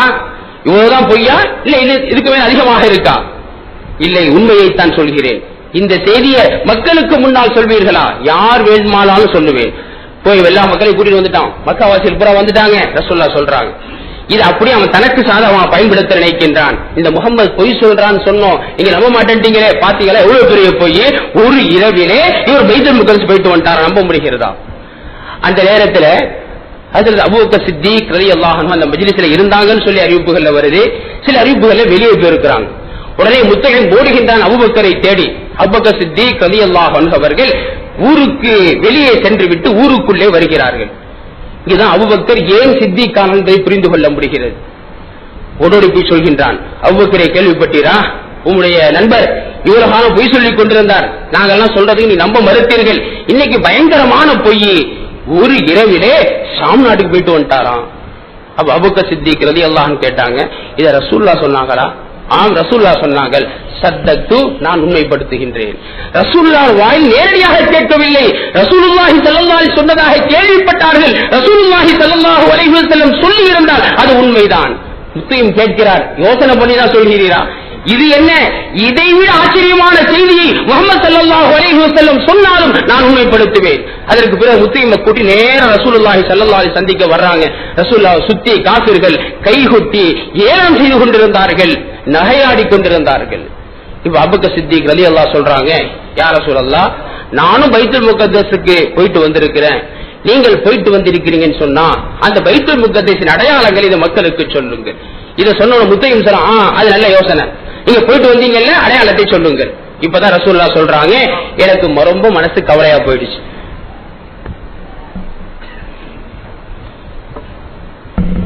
பைத்துல் முகத்தஸ் சரியா பார்க்காம விட்டோமே. அங்க போய் தூரம் என்ன போறாங்க? அல்லாஹ்வுடைய நபிமார்கள் அவர்களை பார்த்து ரசித்துக் கொண்டிருந்தார்கள். அல்லாஹ்வை சந்திக்க போகிறோம் அந்த எண்ணத்தில் இருந்தார்கள். பைத்துல் முகத்தஸ் தூணை எண்ணுவாங்களா, பாபா எண்ணுவாங்களா? இது ரொம்ப கவலையா போயிடுச்சு. இப்பதான் அல்லாஹ் சொன்னான், ஜிப்ரீலே செல்லுங்கள், பைத்துல் முகத்தஸ் அப்படியே தூக்கி ரசூலுல்லாஹ்ட்ட காட்டுங்க. காட்டப்பட்டது. பெருமானார் ஸல்லல்லாஹு அலைஹி வஸல்லம் சொல்றாங்க, ஹதீஸ்ல வருது, முத்தஃபகுன் அலைஹியான ஹதீஸ், குறைஷியர்கள் என்னை பொய்ப்படுத்திய போது எனக்கு கவலை ஏற்பட்டது. அல்லாஹ் எனக்கு பைத்துல் முகத்தஸை தூக்கி காட்டினான். பார்த்து பார்த்து ஒன்றாக சொன்னேன், இத்தனை வாசல்கள், இத்தனை தூண்கள், இந்த தூணுக்கு எதிராக இன்ன பாபு இருக்கிறது, இந்த தூணுக்கு எதிராக இன்ன பாபு இருக்கிறது, வரிசையாக சொன்னார்கள். அபூபக்கர் சித்திக் ரலியல்லாஹு அன்ஹு சொன்னார்கள், ஆம் யா ரசூலல்லாஹ், நீங்கள் சொல்வதெல்லாம் உண்மை. அப்ப சரியா தெரிஞ்சு போச்சு ரசூலுல்லாஹ் போயிட்டு வந்தாங்கன்னு சொல்லி. அப்பயும் நம்ப மறுக்கல. முத்தையும் சொன்னானா, சரி அப்ப பைத்துல் முகத்தஸில் மக்காவுக்கு வந்தீங்கல்ல, வரக்கூடிய வழியில்தான் எங்களின் வியாபார கூட்டம் ஒன்று வந்து கொண்டிருக்கிறது, அதை பாத்தீங்களா? ரசூலுல்லாஹ் மின்னல் வேகத்தில் போயிட்டு வந்தாங்க. இவன் கேட்கிறான், வரக்கூடிய வழியிலே எங்கள் வியாபார கூட்டம் ஒன்று வந்து கொண்டு, அதை பார்த்தீர்களா? ரசூலுல்லாஹ் அமைதியா இருக்கிறாங்க. அல்லாஹ் சொன்னான், யா ரசூலுல்லாஹ் சொல்லுங்கள், இன்னும் சற்று நேரத்திலே கிழக்கிலிருந்து சூரியன் உதிப்பதற்கு முன்பாக அந்த வியாபார கூட்டம் மக்காவிற்கு வந்துவிடும், அந்த அளவுக்கு நெருக்கமாக வந்து கொண்டிருக்கிறார்கள். அல்லாஹ் சொல்ல சொன்னான். பெருமானார் ஸல்லல்லாஹு அலைஹி வஸல்லம் சொன்னார்கள், ஆம், அந்த வியாபார கூட்டம் மக்காவில் நெருங்கிவிட்டது. சூரியன் உதிப்பதற்கு முன்பாக அந்த கூட்டம் மக்காவுக்கு உள்ளே வந்துவிடும். வரக்கூடிய வழியில் தான் அந்த கூட்டம் வந்து கொண்டிருக்கிறது. எல்லாம் அந்த கூட்டம் வரக்கூடிய வழியிலே பார்க்கிறாங்க. சூரியன் உதிக்கக்கூடிய நேரம் நெருங்கிவிட்டது. கிதாபுகள்ல வருது, அன்றைய சூரிய உதயம் சற்று நிறுத்தப்பட்டதாம். அந்த கூட்டம் உள்ளே வந்த பிறகுதான் சூரியனை உதித்ததாம். பார்க்கிறார்கள், சூரியன் உதிக்க போகின்றது. ஒரு சில வினாடிகளுக்கு முன்பாக அந்த வியாபார கூட்டம் மக்காவுக்கு உள்ளே வருகிறது. ரெண்டு அத்தாட்சி. பைத்துல் முகத்தஸ் அப்படியே வர்ணித்தார்கள், அந்த வியாபார கூட்டம் வரக்கூடிய செய்தியை சொன்னார்கள். இருந்தும் கூட அவர்கள் பொய்ப்படுத்தினார்கள், சூனியம் என்றார்கள், நம்ப மறுத்தார்கள். எந்த அளவுக்கு என்று சொன்னால், அல்லாஹ் ரசூலுடைய சொல்லின் மீது நம்பிக்கை இல்லாதவர்கள் ஈமானிலே தடுமாற்றம் அடைவார்கள். அல்லாஹ் ரசூல் சொல்லிவிட்டால், என்னுடைய புத்தி ஏற்றுக்கொண்டாலும் சரி, என்னுடைய அறிவு ஏற்றுக்கொண்டாலும் சரி, விஞ்ஞானம் ஏற்றுக்கொண்டாலும் சரி, மறுத்தாலும் சரி, அல்லாஹ் ரசூல் சொல்லிவிட்டால், அல்லாஹ் ரசூல் சொல்லிவிட்டால் அது உண்மை என்பதை ஏற்றுக்கொள்ளக்கூடியவர்கள் தான் மூமின்கள். அந்த நம்பிக்கையில் பலகீனமாக இருக்கக்கூடிய மக்களுக்கு ஈமான் ஆட்டம் ஏற்படும். ஒரு சில பேர் மதம் மாறிவிட்டார்களாம். இந்த செய்திக்கு பிறகு இதை தாங்கிக் கொள்ள முடியாமல், இதை நம்ப முடியாமல் மதம் மாறிவிட்டார்கள். ஆனா அபூபக்கர் சித்திக் ரலியல்லாஹு அன்ஹு அவர்கள் சொன்னவுடன் ஏற்றுக்கொண்ட காரணத்தினால் பெருமானார் ஸல்லல்லாஹு அலைஹி வஸல்லம் சொன்னார்கள், நீங்கள் அபூபக்கர் அல்ல, அபூபக்கர் சித்திக் என்று பெயர் சூட்டினார்கள். சித்திக் என்று சொன்னார்கள் உண்மைப்படுத்தக்கூடியவர் என்று அர்த்தம். அருமையான பெருமக்களே, இப்படி இந்த மேராஜிலே சம்பவத்தை அல்லாஹ் பெருமானார் ஸல்லல்லாஹு அலைஹி வஸல்லம் அவர்களுக்கு நிகழ்த்தி காட்டினான். இது நமக்கு தெரியக்கூடிய சில படிப்பினைகள், மேராஜின் மூலமாக நாம் பெற வேண்டிய பாடங்கள். முதல்ல நான் சொன்ன மாதிரி அல்லாஹ் ரசூலுடைய விஷயங்களை நம்முடைய அறிவை கொண்டு சிந்திக்கவே கூடாது. என் அறிவுக்கு சரியாக இருந்தால் ஏற்றுக்கொள்வேன், என்னுடைய அறிவுக்கு சரியாக இல்லை என்று சொன்னால் மறுத்து விடுவேன் என்ற நிலைப்பாட்டை எடுத்தால். ஏன் சொல்கிறேன் என்று சொன்னா, இன்னைக்கு ஒரு சில வழிகட்ட கூட்டங்கள் குர்ஆனையும் ஹதீஸையும் தங்களின் அறிவை கொண்டு சிந்திக்கிறார்கள். மேடைகள்ல நேரடியாக அறிவிப்பு செய்கிறார்கள். எங்களுடைய அறிவுக்கு தோதுவாக இருந்தால் ஏற்றுக்கொள்வோம், அறிவுக்கு தோதுவாக இல்லை என்றால் மறுத்து விடுவோம். அறிவை கொண்டு ஹதீஸை எடை போடக்கூடிய காலம் இந்த காலம். அப்படி எடை போட்டு பல்வேறு ஹதீஸுகளை, 50க்கும் அதிகமான சஹீஹான ஹதீஸுகளை, புகாரியிலே பதிவு செய்யப்பட்ட ஹதீஸுகளை மறுக்கக்கூடிய காலம் இந்த காலம். பெருமானார் ஸல்லல்லாஹு அலைஹி வஸல்லம் அவர்களுக்கு செய்வினை செய்யப்பட்டது, சூனியம் செய்யப்பட்டது, புகாரியிலே பதிவு செய்யப்பட்ட சஹீஹான ஹதீஸ், இதை மறுக்கிறார்கள். பெருமானார் ஸல்லல்லாஹு அலைஹி வஸல்லம் சொன்னார்கள், அஜ்வா என்ற பேரித்தம்பலத்தை சாப்பிட்டு விட்டு விஷத்தை சாப்பிட்டால் அந்த விஷம் வேலை செய்யாது. சஹீஹான ஹதீஸ், இந்த ஹதீஸை மறுத்து விட்டார்கள். இப்படி 50க்கும் அதிகமான ஹதீஸுகள் அறிவை கொண்டு சிந்தித்தால், அறிவை கொண்டு எடை போட்டு பார்த்தால் நம்முடைய அறிவு அதை தாங்கக்கூடிய சக்தி இல்லைங்க. நமக்கு கொடுக்கப்பட்ட அறிவு எப்படிப்பட்ட அறிவு தெரியுமா? அல்லாஹ் சொல்கின்றான், வமா ஊத்தித்தும் மினல் இல்மி இல்லா கலீலா, உங்களுக்கு குறைவான அறிவு ஞானம் தான் கொடுக்கப்பட்டிருக்கு. அல்லாஹ்வுடைய அறிவு எப்படிப்பட்டது? கடலை போன்றது. அல்லாஹ்வுடைய அறிவுக்கு எல்லையே இல்லை. நம்முடைய அறிவுக்கு எல்லை கொஞ்சம் தான் கொடுக்கப்பட்டிருக்கு. அல்லாஹ்வுடைய அறிவு மிகப்பெரிய விசாலமானது. குறைவான அறிவு வச்சுக்கிட்டு அல்லாஹ் கொடுக்கப்பட்ட அந்த நிறைவான அறிவை சிந்தித்து பார்த்தா ஏற்றுக்கொள்ள முடியுமா? அறிஞர்கள் சொல்லுவாங்க, ஒரு பெரிய விஞ்ஞானி, சயின்டிஸ்ட் தன்னுடைய ஆய்வறையில ஆய்வு செய்து கொண்டிருக்கிறார். இந்த ரசாயனத்தை அதுல ஊத்துறாரு, அது இதுல ஊத்துறாரு, அது ஆய்வு செஞ்சுட்டு அதை முடிவு எழுதிட்டு இருக்கிறார். இவர்கிட்ட போய் எல்கேஜி படிக்கக்கூடிய ஒரு பையன் விளக்கம் கேட்கிறான். இதே இதுல ஊத்துனீங்க, அதனுடைய அளவு என்ன, இதனுடைய அளவு என்ன இப்படின்னு கேட்டா, அந்த விஞ்ஞானி சொல்லக்கூடிய விளக்கம் இந்த எல்கேஜி படிக்கக்கூடிய பையனுக்கு புரியுமாங்க? ஒண்ணுமே புரியாது. ஏதோ பைத்தியகாரத்தனமா செஞ்சுட்டு இருக்க அப்படின்னு தான் சொல்லுவான். நம்முடைய அறிவு இருக்கு எல்கேஜி அறிவு மாதிரி. நமக்கு கொடுக்கப்பட்ட அறிவு குறைவான அறிவு. இதை வச்சுக்கிட்டு அல்லாஹ் ரசூல் கொடுக்கப்பட்ட அறிவை எடை போட்டு பார்த்தால் நிச்சயமா புரியாது. மேராஜை எடுத்துங்க, விஞ்ஞானத்தை கொண்டு சிந்திச்சு பார்த்தா எந்த மனிதனுமே மேராஜை ஏற்றுக்கொள்ள முடியாது. ஏன் தெரியுமா? இன்றைய விஞ்ஞானம் என்ன சொல்லுது? நிரூபிக்கப்பட்ட விஞ்ஞானம் என்ன சொல்கிறது தெரியுமா? பூமியிலிருந்து 247 கிலோமீட்டர் வரைக்கும் தான் காற்று இருக்கிறது.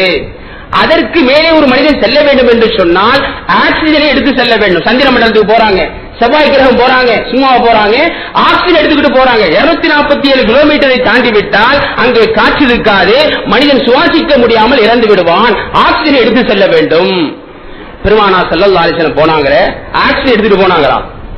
எவ்வளவு 7 வானத்தை கடந்து போனாங்க, சொர்க்கத்துக்கு போனாங்க, இந்த உடலோட போனாங்க, இந்த உயிருள்ள உடம்போடு போனாங்க, ஆக்சிஜன் எடுத்து செல்லவில்லை. விஞ்ஞானப்படி விஞ்ஞானிட்ட கேளுங்க, எங்கள்ல ஒரு மனிதர் வான எல்லையை கடந்து போயிட்டாரு, ஆக்சிஜன் கொண்டு செல்லல, போயிட்டு திரும்பி வந்தார், உயிரோட இருந்தான்னு சொன்னா விஞ்ஞானம் ஏற்றுக்கொள்ளாது. அடுத்து விஞ்ஞானம் சொல்லுது, இந்த பூமியிலிருந்து வானத்தை நோக்கி ஒரு குறிப்பிட்ட எல்லை வரைக்கும் தான் போக முடியும். அதுக்கு மேல சூரிய மண்டலம் நெருங்கிவிடும். சூரியனுடைய வெப்பக்கதிர்களுடைய தாக்குதலுக்கு தாங்க முடியாமல் மனிதன் கரிந்து போய்விடுவான். வானமண்டலம் நெருங்கவே முடியாது, சூரியனுடைய சக்தி அப்படிப்பட்ட சக்தி. பெருமானார் ஸல்லல்லாஹு அலைஹி வஸல்லம் போனாங்க, அந்த சூரியனுடைய கதிர்கள் பெருமானாரை தாக்கவில்லை. இன்னும் விஞ்ஞானம் சொல்லுது, ஒரு மனிதன் சூரியனுடைய அந்த வெப்ப கதிர்களை தாண்டி மேல போயிட்டான், அதுக்கு மேல போயிட்டா சூரியனுடைய அந்த வெப்ப கதிர்களுடைய எல்லையை தாண்டி போயிட்டா சூரிய ஒளிக்கதிர்கள் புக முடியாத குளிர் மண்டலம் இருக்குமாம். ஜம்ஹரி என்று சொல்லுவார்கள், குளிர் மண்டலம். எந்த அளவுக்கு என்று சொன்னால் அந்த குளிர் மண்டலத்தை ஒரு மனிதன் இறங்கிவிட்டால் அப்படி உறைந்து போய்விடுவான். அப்படிப்பட்ட குளிர் மண்டலம் இருக்கிறது, அதை தாண்டினாதான் வானத்துக்கு போக முடியும். பெருமானார் ஸல்லல்லாஹு அலைஹி வஸல்லம் அதையும் தாண்டி சென்றார்கள். அப்ப விஞ்ஞானப்படி பார்த்தா மேராஜ் பயணத்தை ஏற்றுக்கொள்ள முடியாது. ஆனால் ஒரு பூமியிலே வாழக்கூடிய, உலகத்தில் வாழக்கூடிய ஒரு சாதாரண கிராமத்தில் பிறந்த மனிதனாக இருந்தாலும் சரி, பெருமானார் ஸல்லல்லாஹு அலைஹி வஸல்லம் மேராஜுக்கு சென்றார்கள், 7 வானத்தை கடந்து சென்றார்கள், சொர்க்கத்தை பார்த்தார்கள், நரகத்தை பார்த்தார்கள் என்று சொன்னால் கண்ணை மூடி ஏற்றுக்கொள்வான். இது ஈமான், அது விஞ்ஞானம். விஞ்ஞானத்தை கொண்டு பார்த்தா மேராஜை ஏற்றுக்கொள்ள முடியாது, ஈமானுடைய பார்வையை கொண்டு பார்த்தால் நாம் மேராஜை ஏற்றுக்கொள்கிறோம். இப்லீஸ் கெட்டு போக என்ன காரணம் தெரியுமா? அறிவு கொண்டுதான் யோசனை பண்ணான். பெருமானார் ஆதம் அலைஹிஸ்ஸலாத்தை அல்லாஹ் படைத்து இப்லீஸ் சொன்னான் ஆதமுக்கு சஜிதா செய்யுன்னு சொல்லி. மலக்குமார்கள் பிற சஜிதா செஞ்சாங்க, அறிவை கொண்டு யோசனை செய்யல. அல்லாஹ் சொல்லிட்டா செய்வோம், ஆதமுக்கு சஜிதா செய்யணுமா, செஞ்சிட்டோம். இப்லீஸ் என்ன பண்ணா? அறிவை கொண்டு யோசனை பண்ணான், ஆதமுக்கு சஜிதா செய்யணுமா? ஆதமுடைய மூலம் என்ன? ஃபண்டமெண்டல், அடிப்படை மூலக்கூறு, ரா மெட்டீரியல் சொல்றோம் இல்ல. ஆதமுடைய ரா மெட்டீரியல் என்ன? மண்ணு. நம்முடைய ரா மெட்டீரியல் என்ன? நெருப்பு. நெருப்பு உயர்ந்ததா, மண் உயர்ந்ததா? நெருப்பு தான் உயர்ந்தது. மண்ணை விட நெருப்பு உயர்ந்தது. ஏன் தெரியுமா? அல்லாஹ் நெருப்புக்கே ஒழுவு, உயர்வுங்கிற தன்மையை கூட தான் படைச்சிருக்கிறான். எனவேதான் நெருப்பை கொளுத்துனா அதை மேல நோக்கி தான் எரியுமா. நெருப்பு கொளுத்தி பாருங்க, ஒரு சின்ன தீக்குச்சி கொளுத்துனா அந்த சுடர் மேல் நோக்கி தான் எரியும். தண்ணீரை ஊற்றினால் அந்த தண்ணீர் கீழே வரும். ஒரு சொட்டு தண்ணீராக இருந்தாலும் கீழ் நோக்கி தான் வரும், பூமியோட ஈர்ப்பு சக்தி. ஆனா நெருப்பு இருக்கு பாருங்க, கொளுத்தினோட மேலதான் போகும். என்ன காரணம்? நெருப்பு என்று சொன்னாலே ஒளிவு, உயர்வு என்ற தன்மையோடு படைக்கப்பட்டிருக்கு. அப்ப இப்படி சிந்திக்கிறான், நான் உயர்ந்தவன், ஆதம் தாழ்ந்தவன். யார் யாருக்கு பணியணும்? தாழ்ந்தவர் போய் உயர்ந்தவருக்கு பணியணுமா? இல்லையே, உயர்ந்தவர் தானே தாழ்ந்தவர் உயர்ந்தவருக்கு பணிய வேண்டுமா? அல்லது உயர்ந்தவர் தாழ்ந்தவருக்கு பணிய வேண்டுமா? நான் உயர்ந்தவன், ஆதம் தான் எனக்கு பணியணும். ஆதம் தாழ்ந்தவர். அறிவு கொண்டு சிந்தித்தான், தூக்கி எறியப்பட்டான். எனவே அருமையான பெருமக்களே, மார்க்கம் என்பது அறிவை கொண்டு அல்ல. மார்க்கத்தினுடைய சட்டதிட்டங்களை அறிவை கொண்டு சிந்தித்தால் அதனுடைய தாற்பயங்கள் புரியும். அல்லாஹ் தொழுவ சொன்னா அதுல பல தாற்பயங்கள் இருக்கு, அல்லாஹ் நோன்பு வைக்க சொன்னா பல தாற்பயங்கள் புரியும். ஆனா அறிவை கொண்டு சிந்திப்பேன், சரியாக இருந்தால் ஏற்றுக்கொள்வேன் என்று சொன்னால் இப்படி தூக்கி எறியப்பட்டதை போன்று தூக்கி எறியப்படுவார். ஹஜ்ரத் அலி அல்லாஹ் சொல்லுவாங்க, மார்க்க சட்டங்கள் எல்லாம் அறிவு கொண்டு சரியாக இருந்தால் தான் ஏற்றுக்கொள்வோம்னு சொன்னா, ஒருத்தன் காலில் மோசா ஹுஃப் அணிகிறான். ஹுஃப் அணிந்து விட்டால், மோசா அணிந்து விட்டால் ஒது செய்யும் போது அந்த ஹுஃப கலட்டாமலே மேல மசல் செய்து கொள்ளலாம். மோசாவுக்கு மேல மசல், அரபு நாட்டில் குளிர் பிரதேசம், காலை கழுவ முடியாது. எனவே மோசாவை அணிந்து கொள்வார்கள். மசல் செய்யறப்ப அந்த மோசா மேல, அந்த ஹுஃப் மேல அப்படி தடவி கொண்டால் போதுமானது. அது அழி சொல்றாங்க, ஒழு செஞ்சுட்டு மோசா மேல மசல் செய்யறதா இருந்தா என்ன செய்யணும்? கீழே தடவணும். ஏன்னா நம்ம நடக்கிறப்ப அந்த காலுடைய கீழ்ப்பகுதிதான் பூமியில படுது, நடிஸ் பட்டு இருக்கலாம், அசுத்தமாக இருக்கலாம், கீழே தடவணும். அல்லாஹ் என்ன சொல்றான்? மேல தடவுங்கிறான். சம்பந்தமே இல்லை. அறிவை கொண்டு சிந்தித்தால் மோசாவுக்கு கீழே தான் தடவை சொல்லி அறிவு சொல்லும். ஆனா அல்லாஹ் ரசூல் சொல்கிறார்கள் மோசாவுக்கு மேல தடவு. எனவே மார்க்கம் என்பது அறிவை கொண்டு அல்ல, மாறாக அல்லாஹ் ரசூல் சொல்லிவிட்டால் அதற்கு உடன்பட வேண்டும். இரண்டாவது, மனிதனின் உயர்வு எதில் இருக்கு? நம்ம எல்லாம் ஆசைப்படுறோம், நாம் உயர்ந்தவர்களாக வேண்டும். ஒவ்வொரு துறையை சார்ந்தவர்களும் ஆலிமா இருந்துகிட்டா இல்மு நாம் உயர்ந்திருக்க வேண்டும், பட்டதாரியாக இருந்தா பட்டதாரி நம்ம உயர்ந்த பட்டங்களை பெற வேண்டும். ஒவ்வொருவரும் வியாபாரியா இருந்தா நம்ம வியாபாரத்தில் உயர்வை அடைய வேண்டும். ஒவ்வொருவரும் உயர்வை தேடுவார்கள். உயர்வு எதில் இருக்கிறது? அல்லாஹ் சொல்கிறான், பணிவில் இருக்கிறது. நீ பணிந்தால் உயர்த்தப்படுவாய், நீ உயர்த்தி நடத்தினால் தாழ்த்தப்படுவாய். பெருமானார் ஸல்லல்லாஹு அலைஹி வஸல்லம் சொன்னாங்க, மன் தவாலா லில்லாஹ், யார் அல்லாஹ்வுக்காக பணிந்து நடப்பாரோ ரஃபஅஹுல்லாஹ், அல்லாஹ் அந்தத்தை உயர்த்தி விடுவான். ஒமன் தக்கபர, யார் பெருமை அடிப்பாரோ, எனக்கு என்ன மாதிரி யார் இருக்கிறா, என்னுடைய திறமை யாருக்கு இருக்கு, பெருமை அடிப்பாரோ வல்லாஹுல்லாஹ், அல்லாஹ் தாழ்த்தி விடுவான். பெருமானார் ஸல்லல்லாஹு அலைஹி வஸல்லம் பணிவாக இருந்தார்கள்.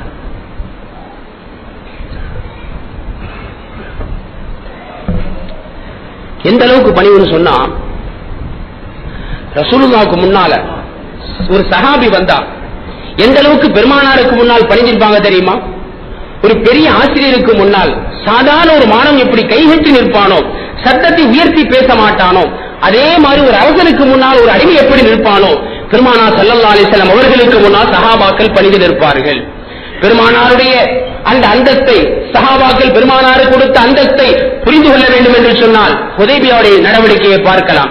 மக்கத்து காபிர்கள் தூதனுப்பினார்கள், முகம்மதை சஹாபாக்கள் எப்படி கண்ணியப்படுத்துகிறார்கள் தெரிந்து வாருங்கள். தூதர் வந்து பார்த்து விட்டு போய் சொன்னார், முகம்மது ஸல்லல்லாஹு அலைஹி வஸல்லம் அவர்களுக்கு முகம்மதின் தோழர்கள் தரக்கூடிய கண்ணியத்தை போன்று உலகத்திலே யாரும் எந்த அரசனுக்கும் செய்ததில்லை. முகம்மது ஸல்லல்லாஹு அலைஹி வஸல்லம் காரி உமிழ்ந்தால் அந்த கார எச்சியை கூட அவர்களின் தோழர்கள் கையில் ஏந்தி எடுத்து தங்களின் மேனியிலே தடவிக் கொள்கிறார்கள். உது செய்ய ஆரம்பித்து விட்டால், முகம் கைகளை கழுக ஆரம்பித்து விட்டால் சஹாபாக்கள் போட்டி போட்டுக் கொண்டு அந்த தண்ணீரை வாங்கி தங்கள் மேனியிலே தேய்த்துக் கொள்கிறார்கள். இது போன்ற கண்ணியத்தை உலகத்தில் யாருக்கு நான் பார்த்ததில்லை. சஹாபாக்கள் இந்த கண்ணியம் கொடுத்தாங்க. இந்த சந்தர்ப்பத்தில் நம்ம மாதிரி ஆளா இருந்தா பயங்கரமான பெருமை வந்துடும். ஆனா பெருமானார் ஸல்லல்லாஹு அலைஹி வஸல்லம் எந்த அளவுக்கு பணிவாக நடந்தார்கள். சஹாபாக்கள் எல்லாம், உலக மக்கள் எல்லாம் கண்ணியம் செய்தார்கள். பெருமானார் பணிவாக நடந்தார்கள். எந்த அளவுக்கு பணிவு என்று சொன்னால், பத்ர் யுத்தத்திலே ஒரு நபருக்கு 3 ஒட்டகங்கள், ஒரு ஒட்டகத்தில் 3 நபர்கள் பயணம் போகும்போது ஒட்டகம் பற்றாக்குறை. எனவே 3 நபருக்கு ஒரு ஒட்டகம் கொடுக்கப்பட்டது. ரசூலுல்லாஹ்வுக்கு கூட 2 சஹாபியை சேர்த்து ஒரு ஒட்டகம் கொடுக்கப்பட்டது. முறை வைத்து செல்ல வேண்டும். பெருமானார் ஸல்லல்லாஹு அலைஹி வஸல்லம் சொன்னாங்க, நான் கொஞ்சம் தூரம் பயணம் செய்வேன், நீங்க 2 பேரும் நடந்து வாருங்கள். அதுக்கு போய் நீங்கள் பயணம் செய்யுங்கள், நான் நடந்து வருகிறேன். இப்படி முறை வைத்து செல்வார்களாம். அப்படி முறை வைத்து செல்லும் போது ஒரு சந்தர்ப்பத்தில் பெருமானார் ஸல்லல்லாஹு அலைஹி வஸல்லம் அடிமையின் மகன் உஸாமா ரலியல்லாஹு அன்ஹு அவங்க ஒட்டகத்தில் இருக்கிறாங்க. ரசூலுல்லாஹி ஸல்லல்லாஹு அலைஹி வஸல்லம் ஒட்டகத்தை இழுத்து சென்றார்கள். எங்கே கிடைக்கும் இந்த பணிவு? தலைவர் ஒட்டகத்தை இழுத்து செல்ல, அவர்கள் அடிமை ஒட்டகத்தில் சவாரி செய்ய. இந்த அளவுக்கு ஸல்லல்லாஹு அலைஹி வஸல்லம் பணிவை மேற்கொண்டார்கள். எனவே அல்லாஹ் உயர்த்தினான், அந்தஸ்தை உயர்த்தினான், தன்னுடைய அர்ஷ் வரைக்கும் உயர்த்தினான்.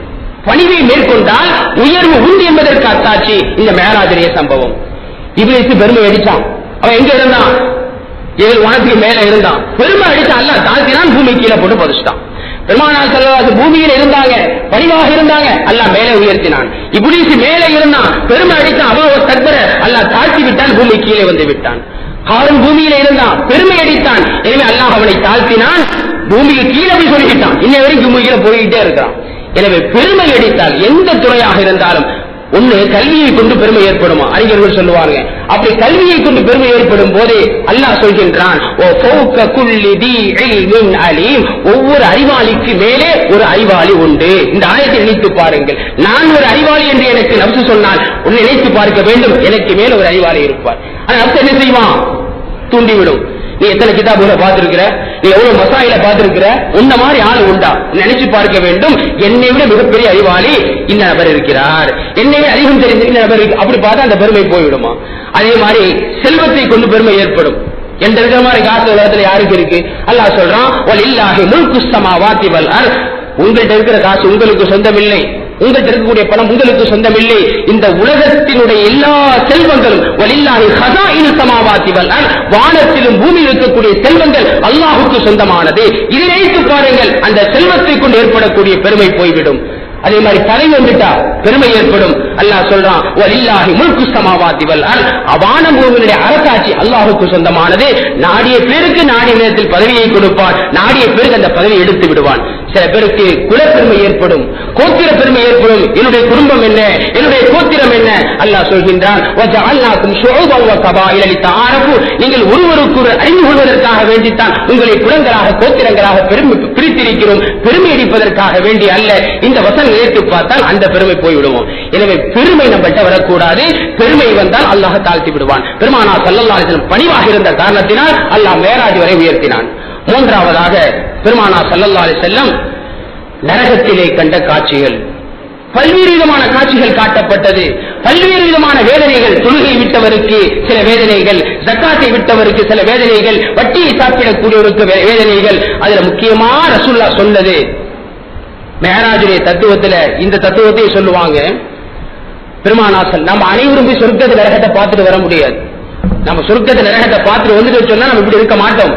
எனவே பெருமானார் ஸல்லல்லாஹு அலைஹி வஸல்லம் அவர்களுக்கு அந்த பாக்கியத்தை கொடுத்து நபியே சொர்க்கத்தை பாருங்கள், நரகத்தை பாருங்கள், மாதிரி மக்கள்கிட்ட சொல்லுங்க, சொர்க்கம் இப்படிப்பட்ட அழகான சொர்க்கம், இன்பமான சொர்க்கம், அதை அடைவதற்கு முயற்சி செய்யுங்கள். நரகம் என்பது பயங்கரமான ஒன்று, வேதனை தரக்கூடிய ஒன்று, அதை மக்கள்கிட்ட எச்சரிக்கை செய்யுங்கள். சொல்ல எச்சரிக்கை செஞ்சாங்க. குறிப்பாக தாய்மார்களுக்கு சொன்னார்கள், நரகத்தில் அதிகமாக பெண்களை பார்த்தேன். உன்னை தாய்மார்கள் கேட்டாங்க, பெண்கள் கேட்டாங்க, என்ன காரணம் யா ரசூலல்லாஹ்? அப்ப ரசூலுல்லாஹ் சொன்னாங்களாம், அதிகமான பெண்கள் நரகத்திற்கு செல்வதற்கு காரணம் யக்ஃபுர்ன அஸ்வாஜகுன்ன, தங்களின் கணவன்மார்களுக்கு நன்றி கெட்டு நடக்கிறார்கள், கணவன் செய்த உபகாரத்திற்கு நன்றி கெட்டவர்களாக இருக்கிறார்கள். இரண்டாவது காரணம், பெண்கள் அதிகமாக சபிக்கிறார்கள், வாய்க்கு வந்தவரை சாபம் பறக்கும், நாசமா போக அதிகமாக சபிக்கிறார்கள். எனவே அருமையான மக்களே, அருமை தாய்மார்களே, உங்களுக்கு செய்யக்கூடிய இந்த நேரத்தில் நான் செய்யக்கூடிய ஒரு உபதேசம் என்னவென்று சொன்னால், கணவனோடு நல்ல முறையில் நடந்து கொள்ளுங்கள். ஒரு பெண்மணி தன்னுடைய கணவனுக்கு செய்ய வேண்டிய கடமையை பற்றி நாயகம் ஸல்லல்லாஹு அலைஹி வஸல்லம் சொல்லும் போது ஒரு பெண்மணி வந்து கேட்கிறாங்க, யா ரசூலல்லாஹ், நான் என்னுடைய கணவனுக்கு செய்ய வேண்டிய கடமை என்ன, எதை செஞ்சா அந்த கடமை நிறைவேறிவிடும்? ரசூலுல்லாஹ் சொன்னாங்க, விளங்குறதுக்காக சொன்னாங்க, உன்னுடைய கணவனுடைய உச்சந்தலையிலிருந்து உள்ளங்கால் வரைக்கும் ஒரே கொப்பளம் ஏற்பட்டு விட்டது, உடம்பு பூரா கொப்பளம், அந்த கொப்பளத்திலிருந்து சீல் சலங்கள் வடிந்து கொண்டிருக்கிறது. நீ அந்த கணவனை, கொப்பளங்கள் நிறைந்த கணவனை, சீல் வடியக்கூடிய அந்த கணவனுக்கு பணிவிடை செய்வதற்காக வேண்டி கையால செய்ய முடியாம உன்னுடைய நாவினால் நக்கி நக்கி சுத்தம் செய்கின்றாய்.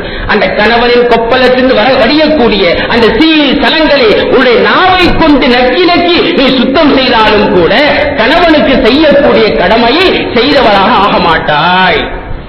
அருமை தாய்மார்களே, கணவனுடைய அந்தஸ்தை புரிந்து கொள்ள வேண்டும். இன்னைக்கு நம்மளுடைய நிலைமை என்னன்னு சொன்னா, காலமெல்லாம் கணவன் சம்பாதித்து போடுவான், கொஞ்சம் உடம்பு சரியில்லாம போயிட்டா அவ்வளவுதான், வேலையே இல்லை, எப்ப பார்த்தாலும் ஒரே தொந்தரவு, கணவன் உதாசீனப்படுத்தி விடுகின்றோம். பெருமானார் ஸல்லல்லாஹு அலைஹி வஸல்லம் தாய்மார்களை பார்த்து சொன்னார்கள், கணவன் காலமெல்லாம் உழைத்து போடுவான், ஏதாவது ஒரு சந்தர்ப்பத்தில் ஏதாவது ஒரு மனதுக்கு பிடிக்காத நிகழ்ச்சியை செய்துவிட்டால், உன்னோடு வாழ்ந்து என்ன கண்டேன், 30 வருஷம் உழைத்திருப்பான், 40 வருஷம் உழைத்திருப்பான், ஆனால் உன்னோடு வாழ்ந்து என்ன கண்டேன் என்று ஒரே வார்த்தையில் நன்றி கெட்டவர்களாக பேசுவார்கள். எனவேதான் அவர்களை நரகத்தின் பக்கம் இழுத்துச் செல்கின்றது. எனவே அருமை தாய்மார்களே, இந்த நிலைமை மாற வேண்டும் என்று சொன்னால் நம்முடைய பெண்களுக்கு மார்க்க கல்வியை முறையாக கொடுக்க வேண்டும். மார்க்கத்தில் கணவன்களுடைய கடமைகள் என்ன? மலேசியா போன்ற நாடுகள்ல திருமணத்திற்கு முன்பாக கணவன் மனைவி இருவருக்குமே அந்த கடமைகள் சொல்லித் தரப்படுகின்றது. கணவன் செய்ய வேண்டிய கடமை என்ன, மனைவி செய்ய வேண்டிய கடமை என்ன, அந்த கடமைகளை சொல்லித் தரப்பட்டுதான் அந்த கோர்ஸில் சேர்ந்து படித்து சான்றிதழ் பெற்றால்தான் திருமணத்திற்கே அரசாங்கம் ஒப்புதல் தருகின்றது. எனவே அருமையான பெருமக்கள், நம்மகிட்ட அது போன்ற ஏற்பாடு இல்லை என்றாலும் கூட, ஆணாக இருந்தாலும் பெண்ணாக இருந்தாலும் திருமணத்திற்கு முன்பாகவே திருமணம் செய்யக்கூடிய இந்த சந்தர்ப்பம் வந்துவிட்டால் திருமண சட்டங்களை குறைந்தபட்சம் படிக்க வேண்டும். கணவன் மனைவிக்கு செய்ய வேண்டிய கடமைகள் படிக்க வேண்டும். இன்னைக்கு நிலைமையை பார்க்கிறோம், திருமணங்கள் எந்த அளவுக்கு அதிகமாக நடைபெறுகின்றதோ, திருமணத்தின் நோக்கமே என்னவென்றால் அல்லாஹ் கணவன் மனைவியை ஜோடியா ஏற்படுத்தான்னு சொன்னா தஸ்குனு இலைஹா, நீங்கள் மன நிம்மதி பெற வேண்டும், திருமணத்திற்கு பிறகு நிம்மதியாக சந்தோஷமாக இருக்க வேண்டும். ஆனா இன்றைய திருமணங்கள் திருமணத்திற்கு பிறகுதான் பிரச்சனைகள், நேற்று திருமணம் அடுத்த நாள் பிரச்சனைகள். காரணம் என்னவென்றால் மார்க்கத்தின் சட்டத்திட்டங்கள் அவர்களுக்கு சரியாக சொல்லித் தரப்படவில்லை. அதில் இன்னும் சொல்ல போனா, இன்றைய தாய்மார்கள், இன்றைய பெண்கள் உலக கல்விக்கு தரக்கூடிய முக்கியத்துவத்தை மார்க்க கல்விக்கு கொடுப்பதில்லை. என்னுடைய கருத்து பிரகாரம் ஒரு மகள், ஒரு பெண்மணி +2 வரைக்கும் படிச்சா போதும். +2 வரைக்கும் படிச்சா போதும். எதற்காக வேண்டி பெண் படிக்கின்றாள் என்று சொன்னால், அவள் படித்து ஆபீஸுக்கு செல்ல மாட்டாள். நம்முடைய இஸ்லாமிய சமுதாயத்தை பொறுத்த வரைக்கும், அதில் குறிப்பாக நமது காயல் மாநகரத்தை பொறுத்த வரைக்கும், பெண்கள் படித்து வேலைக்கு செல்ல வேண்டிய ஒரு சந்தர்ப்பத்தை அல்லாஹ் ஆக்கவில்லை, அல்லாஹ் பாதுகாக்க வேண்டும். ஆண்களின் மூலமாக வருமானம் வர வேண்டும். ஆண்கள் சம்பாதித்து குடும்பத்தை காப்பாற்றக்கூடியவர்களாக இருக்க வேண்டும். அல்லாஹ் கொடுத்த நபூசத் மாற்று சமுதாயத்திற்கு ஆணும் உழைக்க வேண்டும், பெண்ணும் உழைக்க வேண்டும். ஆணும் சம்பாதிக்க வேண்டும், பெண்ணும் சம்பாதிக்க வேண்டும். சம்பாதித்தால் தான் வாழ முடியும் என்ற ஒரு நிர்பந்த நிலை அல்ல மாற்று சமூகத்திற்கு ஏற்படுத்திவிட்டால், இஸ்லாமிய சமுதாயத்தை பொறுத்த வரைக்கும் முஸ்லிம்கள் உலகத்தில் எங்க வாழ்ந்தாலும் ஆண்கள் கையில் அல்லாஹ் வரக்கத்தை கொடுக்கின்றான். அவர்கள் தான் சம்பாதிப்பார்கள். வீட்டில் பெண்கள் நிர்வாகம் செய்து கொண்டிருப்பார்கள். ஆண்கள் சம்பாதிக்கக்கூடியவர்களாக, பெண்கள் வீட்டு நிர்வாகத்தை கவனிக்கக்கூடியவர்களாக இருப்பார்கள். ஷரியத்தும் அதைத்தான் சொல்கின்றது. ஆண்கள் செலவு செய்ய வேண்டும் என்றுதான் சொல்கின்றது. பெண்கள் ஆபீஸ்ல போய், அலுவலகத்தில் போய் வேலை செய்ய வேண்டிய நிர்பந்தம் இந்த சமுதாயத்தில் இல்ல. அந்த வருமானம் வரக்கத்தற்ற வருமானம். பெண் படிக்கிறது எதுக்குன்னு சொன்னா, தன்னுடைய பிள்ளைகளுக்கு சொல்லிக் கொடுப்பதற்காக வேண்டி. +2 படிச்சா போதும். இல்ல ஒரு டிகிரி வாங்கணும்னு சொன்னா, பெண்களுக்காகவே நடத்தப்படக்கூடிய அந்த கல்லூரிகளில் போய் சேர்க்கலாம், ஒரு டிகிரி வாங்கி கொள்ளலாம். இன்னைக்கு நிலைமை என்னன்னு சொன்னா, கோ எஜுகேஷன் பெயர்ல சமுதாயத்தில் சொல்ல வேண்டிய நிர்பந்தம். நாளைக்கு அல்லாஹ் கேட்ப உலமாக்கல, நாம சொல்லிட்டோம், இந்த சமுதாயத்தை சாட்சியாக வைத்து சொல்லிவிட்டோம். ஷரியத்துல கோ எஜுகேஷன், உலக கல்வியை கற்பதற்காக வேண்டி ஆண்கள் பெண்கள் ஒன்றாக சேர்ந்து படிப்பதை மார்க்கம் அனுமதிக்கவில்லை. தலபுல் இல்மி ஃபரீலத்துன் அலா குல்லி முஸ்லிம், கல்வியை தேடுவது முஸ்லிமான ஆண் பெண் அனைவரும் கட்டாய கடமை மார்க்க கல்வி. அந்த மார்க்க கல்வியை கூட கட்டாயமா தெரிந்து கொள்ள வேண்டிய மார்க்க கல்வியை கூட ஆண் பெண் ஒன்னா சேர்ந்து கற்றுக் கொள்ளக்கூடாதுங்க. ஆண்களுக்கு தனி, பெண்களுக்கு தனி. திரைக்கு பின்னால் தான் பெண்களுக்கு பாடம் நடத்தணும். அப்ப கட்டாயமான மார்க்க கல்விக்கு அந்த சட்டம் இருக்கு. உலக கல்விக்காக வேண்டி, பட்டதாரியாக ஆக வேண்டிய அந்த ஆசைக்காக வேண்டி, எனக்கு தெரிஞ்சு இந்த ஊர்ல படித்த பெண்கள் இன்ஜினியர் படிச்சுட்டு எத்தனை பேர் வேலைக்கு போறோம், ஆபீஸ்ல போய் சம்பாதிக்கிறோம், படிச்சு முடிச்சப்ப மீண்டும் வீட்டுக்குள்ளதான் அருமாரில் இருக்க போறாங்க. எனவே மார்க்க முரணுக்கு மீறி, மார்க்க வரைமுறைகளுக்கு மீறி அந்த பட்டம் படிக்க வேண்டிய தேவையில்லை. அந்த மாதிரி படிக்கின்ற காரணத்தினாலதான் அந்த பெண் ஆணை மதிப்பதில்லை, ஆண் பெண்ணை மதிப்பதில்லை, மார்க்கத்தின் சட்டத்திட்டங்கள் சரியாக பேணப்படுவதில்லை. எனவே இந்த மஜ்லிஸில் நான் சொல்லக்கூடிய விஷயம், உங்களுடைய பிள்ளைகளை, பெண் பிள்ளைகளை +2 வரைக்கும் படிக்க வைங்க. மீறினா பெண்களுக்காக நடத்தப்படக்கூடிய பெண்கள் கல்லூரியில் படிக்க வைங்க. தயவு செய்து இன்ஜினியர் படிக்கணும், டாக்டர் படிக்கிற அந்த ஆசையில கோ எஜுகேஷன்ல போய் சேர்த்துறாதீங்க. அல்லாஹ் ரசூலுக்கு விரும்பாத கல்வி அந்த கல்வி. உலக கல்வி பெண்கள் படிக்கலாம். பெருமானார் ஸல்லல்லாஹு அலைஹி வஸல்லம் அவர்கள் திருமணத்திற்கு பிறகு அன்னை ஹப்ஸா நாயகி கேட்கிறாங்க, யா ரசூலல்லாஹ், உங்களை மணந்து கொள்வதற்கு முன்பாக ஒரு யூத பெண்மணியிடத்திலே அரபு இலக்கியத்தை படித்துக் கொண்டிருந்தேன். அரபு இலக்கியம் ஷரியத்து கல்வி அல்ல, அரபு இலக்கியத்தை படித்துக் கொண்டிருந்தேன். இப்போ திருமணம் செய்துவிட்டு நீங்கள் அனுமதி தந்தால் அந்த அரபு இலக்கியத்தை தொடர்ந்து படிப்பேன். ரசூல் அனுமதி கொடுத்தாங்க. வீட்டுக்கு வந்து யூத பெண்மணி அன்னை ஹப்ஸா ரலியல்லாஹு அன்ஹா அவர்களுக்கு அரபு இலக்கிய கல்வியை கற்றுக் கொடுத்தார்கள். எனவே உலக கல்வியை கற்றுக்கொள்வது பெண்களுக்கு அனுமதிக்கப்பட்டிருக்கிறது. ஆனால் ஷரியத்துடைய எல்லைக்கு உட்பட்டு பர்தாவுடைய முறையை பேணி அது நடத்தப்பட வேண்டும். எனவே இந்த கோ எஜுகேஷன் கல்வியில உங்களுடைய பிள்ளைகளை சேர்க்க வேண்டாம். மார்க்கத்தின் விதிமுறைகளை, சட்டத்திட்டங்களை தெரிந்து கொள்வதற்காக வேண்டி உங்களுடைய எல்லா பிள்ளைகளையும் நிஸ்வான் மதரசாக்களுக்கு அனுப்புங்கள். ஊரில் நிஸ்வான் மதரசாக்கள் நடந்து கொண்டிருக்கின்றது, மாணவர்கள் எண்ணிக்கை குறைவாக இருக்கிறது. ஆண்கள் ஓத வரல, அதையும் சொல்லிட்டு இருக்கிறோம். அதுக்கு ஒரு காரணம் இருக்கு. ஓத வந்தா சரியா சம்பாதிக்க முடியாது, பிற்கால சம்பாதிக்கணும், அந்த ஒரு தேவை ஆண்களுக்கு இருப்பதனால ஓத வராம போறாங்க, தப்புதான். ஆனா பெண்களுக்கு அப்படிப்பட்ட இக்கட்டான சூழ்நிலை இல்லை. அவர்கள் சம்பாதிக்க வேண்டிய கட்டாயம் இல்லை. அவர்கள் காலேஜில் படிச்சு ஒரு ஆபீஸ்ல வேலை செய்ய வேண்டிய கட்டாயம் இல்லை. எனவே ஒவ்வொரு பெண் மக்களையும் நிஸ்வான் மதரசாக்கள்ல சேர்த்து உங்களுடைய பிள்ளைகளை வரக்கத்துள்ள பிள்ளைகளாக ஆக வேண்டும். அப்போது அந்த இல்வாழ்க்கை சரியான வாழ்க்கையாக இருக்கும். பெண்கள் நரகத்திற்கு செல்வதை விட்டு பாதுகாக்க முடியும். பெருமானார் ஸல்லல்லாஹு அலைஹி வஸல்லம் மிஅராஜிலே நரகத்தில் அதிகமான பெண்களை பார்த்தார்களே, அதை விட்டு காப்பாற்றுவதற்கு மிகப்பெரிய ஒரு முயற்சி செய்ய வேண்டும்.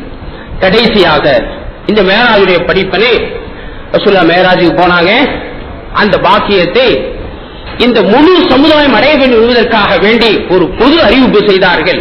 எனக்கு மட்டும் அந்த மேராஜை பாக்கியம் இல்லை, உங்களில் ஒவ்வொருவருக்கும் அந்த பாக்கியம் கிடைக்க வேண்டும். எனவே சொன்னார்கள், அஸ்ஸலாத் மிஅராஜுல் மூமின், தொழுகைதான் மூமின்களுடைய மிஅராஜ் என்று சொன்னார்கள்.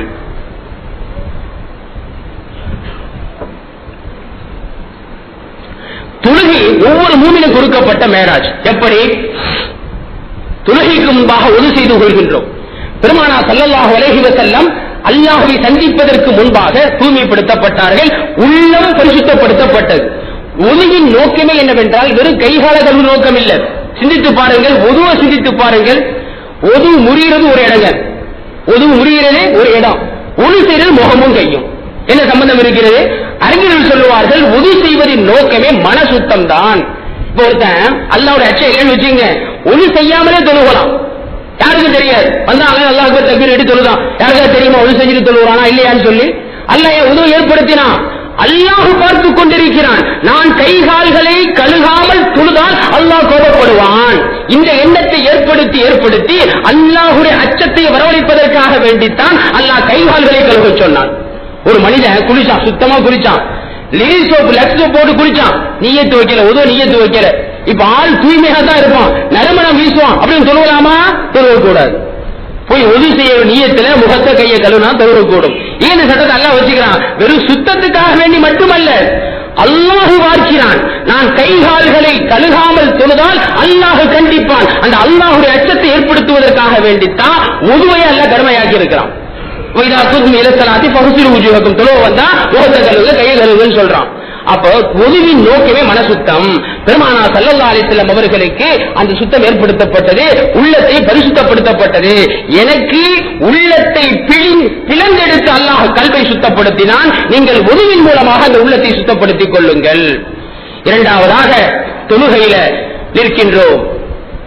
பெருமானார் ஸல்லல்லாஹு அலைஹி வஸல்லம் அல்லாஹ்ட்ட பேசினார்கள் அல்லவா, அல்லாஹ் நேரடியாக பேசினார்கள் அல்லவா, அந்த வாக்கியத்தை தொழுகையிலே பெருமானார் ஸல்லல்லாஹு அலைஹி ஏற்படுத்தி தந்தார்கள். நீங்க தொழுகையில நின்று அல்ஹம்து சூராவை ஓதினால் அல்லாஹ்வோடு பேசுகின்றீர்கள்.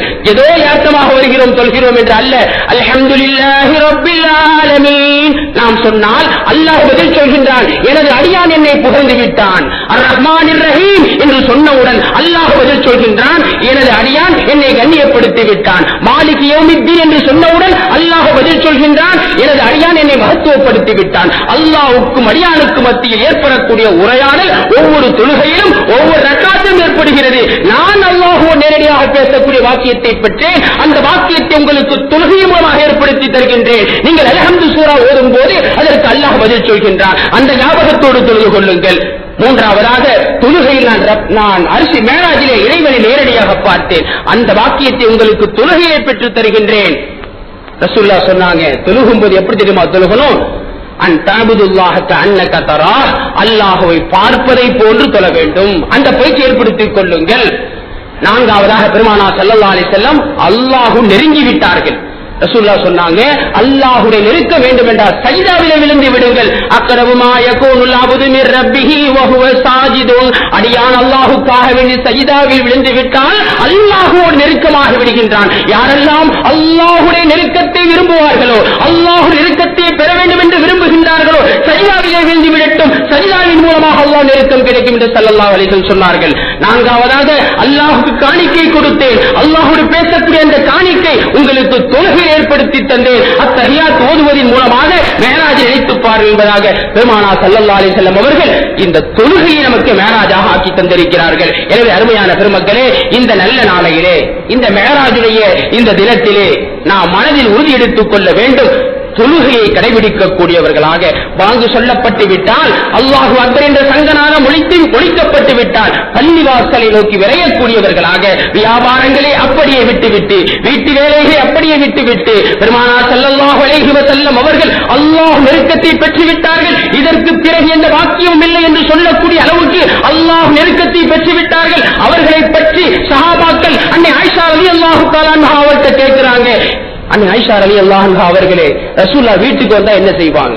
பெரிய தலைவர், ஆன்மீக தலைவர், மிகப்பெரிய உன்னத புருஷர் வீட்டுக்கு வந்தால் என்ன செய்வார்கள்? அன்னை ஆயிஷா ரலியல்லாஹு தஆலா சொன்னாங்களா, வீட்டுக்கு வந்தா குடும்ப வேலைகளில் பங்கெடுத்துக் கொள்வார்கள், மனைவியோடு வேலைகளில் பங்கெடுத்துக் கொள்வார்கள். ஆனால் அல்லாஹு அக்பர் என்ற சங்கநாதம் ஒழிக்கப்பட்டு விட்டால் எங்களை யாரென்றே தெரியாமல் அப்படியே விட்டுவிட்டு சென்று விடுவார்கள். இதுதான் பெருமானாருடைய அந்த குண ஒழுக்கம், பெருமானாரின் பண்பு என்பதாக அன்னை ஆயிஷா ரலியல்லாஹு தஆலா சொன்னார்கள். எனவே அருமையான பெருமக்களே, 5 நேர தொழுகைகளில் நாம் மிகப்பெரிய பேணுதலாக இருக்க வேண்டும். குறிப்பாக தாய்மார்கள் புர்காவுடைய விஷயத்துல ரொம்ப பேணுதலாக இருக்க வேண்டும். சில நம்முடைய மாணவிகள் கூட சொன்னாங்க, எல்லா ஆலிம்களும் சொல்றாங்க புர்கா விஷயத்துல பேணுதலா இருக்கணும்னு சொல்லி, ஆனா பயானம் முடிச்சுட்டு போறவே புர்கா பறந்துருது. ஒரு அறிஞர்கிட்ட கேட்கப்பட்டது, என்ன காரணம்? அறிஞர்கள் சொல்லிக்கிட்டு தான் இருக்கிறாங்க, உலமாக்கள் சொல்லிக்கொண்டே இருக்கிறார்கள் புர்காவில் பேணுதல் தேவை பேணுதல் தேவைன்னு சொல்லி. ஆனா தாய்மார்களிடத்துல பேணுதல் வரவில்லையே. அந்த அறிஞர் சொன்னாராம், ஆலிம்கள் புர்கா போட சொல்றாங்க, கடையில புர்கா விற்கிது வாங்கிக்கிட்டாங்க, ஆனா கடையில தக்குவா விற்கல. புர்கா விற்கி வாங்கி போட்டுக்கிட்டாங்க, தக்குவா விற்காத காரணத்தினால அந்த புர்கா எப்படி பேணுதலாக போடப்பட வேண்டுமோ. புர்காவுடைய நோக்கம் என்னன்னு சொன்னா பெண்களின் அழகை மறைக்கப்பட வேண்டும். ஆனா இன்றைய புர்காக்கள் அதிலேயே பல ஆடம்பரங்கள், பல அலங்காரங்கள். அந்த பெண்ணை பார்த்தாலே மன இச்சையை தூண்டக்கூடிய அளவுக்கு அந்த புர்காவுடைய ஆடம்பரங்கள், அலங்காரங்கள். புர்காவுடைய நோக்கம் பெண்ணுடைய அழகை மறைப்பதற்காக வேண்டி. பெண்ணுடைய முடியும் கூட அவுரத். பெண் வெளியிலே செல்லும் போது அந்த முடி கூட வெளியே தெரியக்கூடாது. எகிப்து நாட்டினுடைய கிறிஸ்துவ பிஷப் ஒருவர் தன்னுடைய கிறிஸ்துவ பெண்களுக்கு உபதேசம் செய்கிறார். எகிப்து நாட்டில் நடந்த நிகழ்ச்சி, தன்னுடைய கிறிஸ்துவ பெண்கள் உபதேசம் செய்கின்றார். அவர் சொன்ன வார்த்தை என்ன தெரியுமா? இன்னைக்கு நம்ம தாய்மார்கள் எல்லாம் அவங்களை பின்பற்றிட்டு இருக்கிறாங்க, கிறிஸ்துவர்களையும் அமெரிக்கர்களையும். அவரு சொல்றாரு, ஓ கிறிஸ்துவ பெண்களே, முஸ்லிம்களை போன்று நீங்கள் ஆடை அணிந்து கொள்ளுங்கள். ஏன் தெரியுமா? நம்மளுடைய கன்னி மேரி மரியம் தன்னுடைய தலைமுடியை முழுமையாக மறைத்து, உடல் அங்கங்களை முழுமையாக மறைத்து ஆடை அணியக்கூடியவளாக இருந்தால், அவர் சொல்றார், அங்க நம்ம அன்னை மரியம் கூட முழு புர்காவை போடக்கூடியவளாக இருந்தால், உங்கள்கிட்ட புர்கா இல்லையே, முஸ்லிம் பெண்களை பார்த்து நீங்கள் புர்காவை அணிந்து கொள்ளுங்கள் என்று அந்த கிறிஸ்துவ பிஷப் தன்னுடைய பெண்களுக்கு உதவி செய்து கொண்டிருக்கிறார். நம்ம பெண்கள் கொஞ்சம் படிச்சுட்டாலே, காலேஜுக்கு போயிட்டாலே புர்காலாம் பறந்துருது. அவங்கள மாதிரி அவங்களை பின்பற்றி இவர்கள் ஆசைப்படுகிறார்கள். ஆனா அந்த ஆளும் சொல்கிறார், கிறிஸ்துவ ஆளும் சொல்கிறார், முஸ்லிம் பெண்களை பின்பற்றுங்கள். எனவே அருமையான தாய்மார்களே, நாம் உபதேசங்களை கேட்பதை வெறும் வாயால காதால வாங்கி காதில விட்டு விடாமல் அதை நடைமுறைப்படுத்தக்கூடியவர்களாக இருக்க வேண்டும். எல்லாம் வல்ல அல்லாஹ் தஆலா இந்த மஜ்லிஸை கபூல் செய்வானாக. கடந்த 27 தினங்களாக பல்வேறு உலமாக்கள் நமக்கு பல்வேறு உபதேசங்களை செய்திருக்கிறார்கள். அந்த உபதேசங்களை நம்முடைய வாழ்க்கையில் கொண்டு வர வேண்டும். மஜ்லிஸுகள் நடத்தப்படுவதை நோக்கம் என்னவென்று சொன்னார், இவர் சூப்பரா பேசினார், இவருக்கு ஒரு 100 மார்க் போடலாம், இவருக்கு ஒரு 80 மார்க் போடலாம், மார்க் போட்டுட்டு இருக்கிறோம். ஒரு ஆள் பேசுறாரு, 500 பேர் நடுவர்கள். இன்னைக்கு நிலைமை அதுதான், 500 பேர் மார்க் போட்டு இருக்கோம். எல்லா இடத்துல நடந்துகிட்டு இருக்கு. மார்க் போடுவதற்காக வேண்டி அல்ல, ஒவ்வொரு ஆளுங்களும் தங்கள் படித்த அந்த ஞானங்களை சொல்லுவார்கள். அமல் செய்வதற்காக வேண்டி தாங்களும் அமல் செய்ய வேண்டும். ஏனென்றால் பெருமானார் ஸல்லல்லாஹு அலைஹி வஸல்லம் மேராஜுக்கு சென்ற போது சில பேரை பார்த்தாங்களாம், அப்படியே நாக்கு கிழிக்கப்பட்டதாம். இந்த உதடு கிழிக்கப்படுகிறது. ரசூலுல்லாஹி ஸல்லல்லாஹு அலைஹி வஸல்லம் கேட்டார்கள், யா ஜிப்ரீல், இவர்கள் எல்லாம் யார்? ஜிப்ரீல் சொன்னாங்க, குதபா உம்மத்திக, உம்முடைய சமுதாயத்தின் பேச்சாளர்கள் பேசினார்கள், இனிமையாக பேசினார்கள், பல கருத்துக்களை சொன்னார்கள், அவர்கள் செய்யவில்லை. உங்களின் சமுதாயத்தின் பேச்சாளர்கள். அந்த ஹதீஸை பார்க்கிறப்போ ஏன்னா பேசுகிறோமோ என்ற அச்சம் ஏற்படுகிறது. அல்லாஹ் ஞானத்தை கொடுத்து விட்டான். இதை உலமாக்கள் பேசுகிறார்கள், அவர்களும் அமல் செய்ய வேண்டும். அதே போன்று மற்றவர்களும் அமல் செய்ய வேண்டும். இதெல்லாம் என்ன ரகசியத்தை ஏற்படுது என்ன விஷயத்தான் சொல்றேன். நீங்க பேசக்கூடியவர்கள் சில இடங்கள்ல வெறும் கவர்ச்சிக்காக வேண்டி, புகழுக்காக வேண்டி பேசுகின்ற காரணத்தினால சமுதாயத்தில் மாற்றங்கள் ஏற்படவில்லை. நாளைக்கு மறுமையில சில பேர் நரகத்தில் கிடப்பாங்களாம். அந்த நரகத்தில் கிடக்கக்கூடியவங்க பார்ப்பாங்க, பக்கத்துல தங்களுக்கு உதவி செய்ய பேச்சாளர் கேட்பாங்களா, என்னப்பா நீ நரகத்துக்கு வந்துட்ட, நீ தான் எங்களுக்கு தொழும்படி சொன்ன, நீங்க செய்த நரகத்துக்கு வந்துட்டிய. அப்ப அவர் சொல்லுவாரா, நான் உங்களுக்கு தொழும்படி சொன்னேன், நான் தொழவில்லை. உங்களுக்கு தக்காத் கொடுக்கும்படி சொன்னேன், நான் கொடுக்கவில்லை. உங்களுக்கு நோன்பு வைக்க சொன்னேன், ரமலான் மாதத்தில் நான் நோன்பு வைக்கவில்லை. உங்களோடு சேர்ந்து வந்து விட்டேன். அது ஹதீஸ்ல வருது. இந்த அறிஞர்கள் சொல்லுவார்கள், சொன்னவர் சரியில்லாத காரணத்தினால சொல்லப்பட்டவங்களுக்கு நரகத்துக்கு போயிட்டாங்க. சொன்னவர் யாரு? அவர் நோன்பு வைக்க சொன்னார், அவர் தொழுவ சொன்னார். எனவே அவரும் நரகத்துக்கு போயிட்டாரு. இவர் யார்கிட்ட போய் சொன்னாரோ அந்த மக்கள் நரகத்துக்கு வந்துட்டாங்க. எனவே உலமாக்களும் பேச்சாளர்களும் இதே கவனம் செலுத்த வேண்டிய, ஒரு புகழுக்காக வேண்டி, பேச்சுக்காக வேண்டி, ஒரு கூட்டம் சேர்ப்பதற்காக. பேச போயிடுச்சு, எவ்வளவு கூட்டம் இருக்கும் அந்த அளவுக்கு ஒரு மரியாதை இல்லை. ஒரு பெரியார் பல கிராமங்களை தாண்டி மக்கள்கிட்ட பேச வந்தாங்க. பெரிய இளைய செல்வர், மக்கள் கூட்டம் நிரம்பி வெளியுது. அழகான உதவி செய்தார்கள். செஞ்சு முடிச்சுட்டு துவான உதவியெல்லாம் போயிட்டாங்க. அதுக்கு பிறகு வர்றார், வந்து கெஞ்சிறார், உங்களுடைய பேச்சை கேட்பதற்காக, உங்களுடைய உபதேசத்தை கேட்பதற்காக இத்தனை மைலிலிருந்து வர்றேன், வரக்கூடிய வழியில் லேட் ஆயிடுச்சு, எனவே உங்க பேச்சை கேட்க முடியலையே. உட்கார்ந்தாங்களாம். திரும்ப பேசுறாரு, அதே 3 மணி நேரம். 1000 பேருக்கு பேசி அதே பேச்சை அந்த ஒரு ஆளுக்கு பேசுறாங்களாம். மாணவர்கள் கேட்டாங்களாம், உங்களுக்கு வேலை இல்லையா, 3 மணி நேரம் பேசி ஆயிரக்கணக்கான மக்களுக்கு இந்த ஒரு ஆளை உட்கார வச்சு திரும்ப 3 மணி நேரம் பேசி உங்களுக்கு வேலை இல்லையா? அந்த மார்க்க வேலையை சொன்னார்களாம், 1000 பேருக்கு 3 மணி நேரம் பேசினேனே அது ஒருவனுக்காக வேண்டித்தான். இந்த ஒரு ஆளுக்கு முன்னால் 3 மணி நேரம் பேசினேன் அது அந்த ஒருவனுக்காக வேண்டித்தான் தாராம். எந்த ஒருவன்? அல்லாஹுக்காக வேண்டி.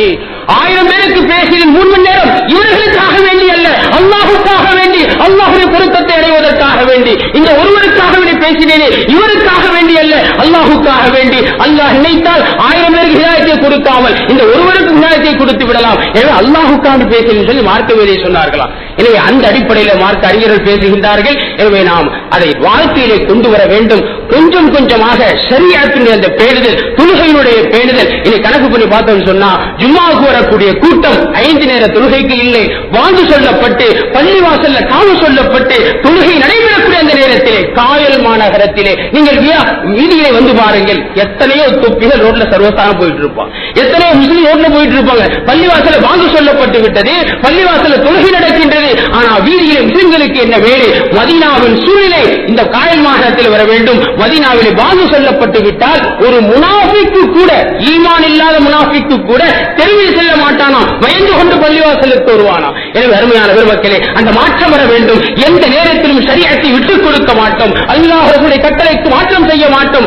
ஷரியத் எங்கள் உயிர், எங்களுடைய வாழ்க்கையின் முக்கிய நோக்கம் ஷரியத் என்ற ஒரு தீவிரமான போங்கிலே நாம் செயல்பட வேண்டும். இல்லாமல் அல்லாஹு தஆலா அப்படிப்பட்ட வாக்கியத்தை நம் அனைவருக்கும் தந்தல்வானாக.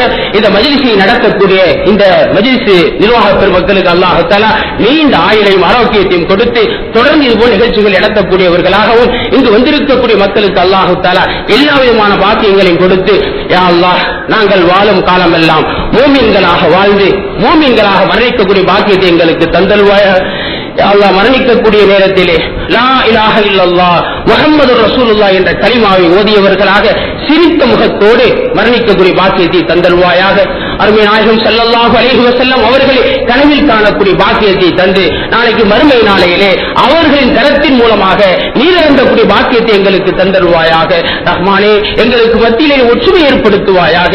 கருத்து வேற்றுமைகளை கொண்டு அல்லாஹ் எங்களை பிரித்து விடாதையா அல்லாஹ். இறைவா, இந்த சமுதாயத்தை ஒன்றுபடுத்துவாயாக.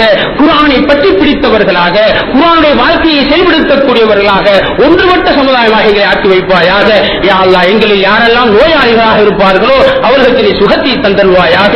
யாரெல்லாம் கடனாளிகளாக இருப்பார்களோ அந்த கடன் சுமையை அகற்றி வைப்பாயாக. இறைவா, எங்களுடைய வியாபாரத்திலே பறக்க செய்தருவாயாக. ஹலாலான வருமானத்தை தந்தருவாயாக. யா அல்லாஹ், எங்களுடைய பெண்களுக்கு உடைய இறையச்சத்தை தந்தருவாயாக. ஷரியத்தை பேணிடக்கூடிய பாக்கியத்தை தந்தருவாயாக. இறைவா, எங்களுடைய மக்களை, எங்களுடைய குழந்தைகளை சாலிகான குழந்தைகளாக ஆக்கி வைப்பாயாக. எங்களுடைய மக்கள் யாரெல்லாம் ஹிஃப்ல் ஓதிக் கொண்டிருக்கிறார்களோ, ஆய்வுக்கு ஓதிக் கொண்டிருக்கிறார்களோ அவர்களுக்கெல்லாம் ஞாபகத்தை கொடுப்பாயாக. அந்த குர்ஆனுடைய பாடத்தை உறுதியாக்கி வைப்பாயாக. இங்கு எப்படி நாங்கள் ஒன்று சேர்ந்திருக்கின்றோமோ இதே போன்று நாளைக்கு சொர்க்கத்திலே ஜன்னத்துல் ஃபிர்தௌஸிலே நபி ஸல்லல்லாஹு அலைஹி வஸல்லம் அவர்களோடு ஒன்று சேரக்கூடிய பாக்கியத்தை தந்தருவானாக என்று துஆ செய்தவனாக, இவ்வளவு நேரம் பேசுவதற்கு ஆற்றலை தந்த வல்ல அல்லாஹ்வை புகழ்ந்தவனாக, இந்த நிகழ்ச்சிக்கு ஏற்பாடு செய்திருக்கக்கூடிய நிர்வாக பெருமக்களுக்கு நன்றி செலுத்தியவனாக, இவ்வளவு நேரம் பொறுமையாக கேட்டுக் கொண்டிருந்த உங்கள் அனைவருக்கும் நன்றி செலுத்தியவனாக விடைபெறுகின்றேன். வாஹிரு தாவானா அனில் ஹம்துலில்லாஹி ரப்பில் ஆலமீன். அஸ்ஸலாமு அலைக்கும் வரஹ்மத்துல்லாஹி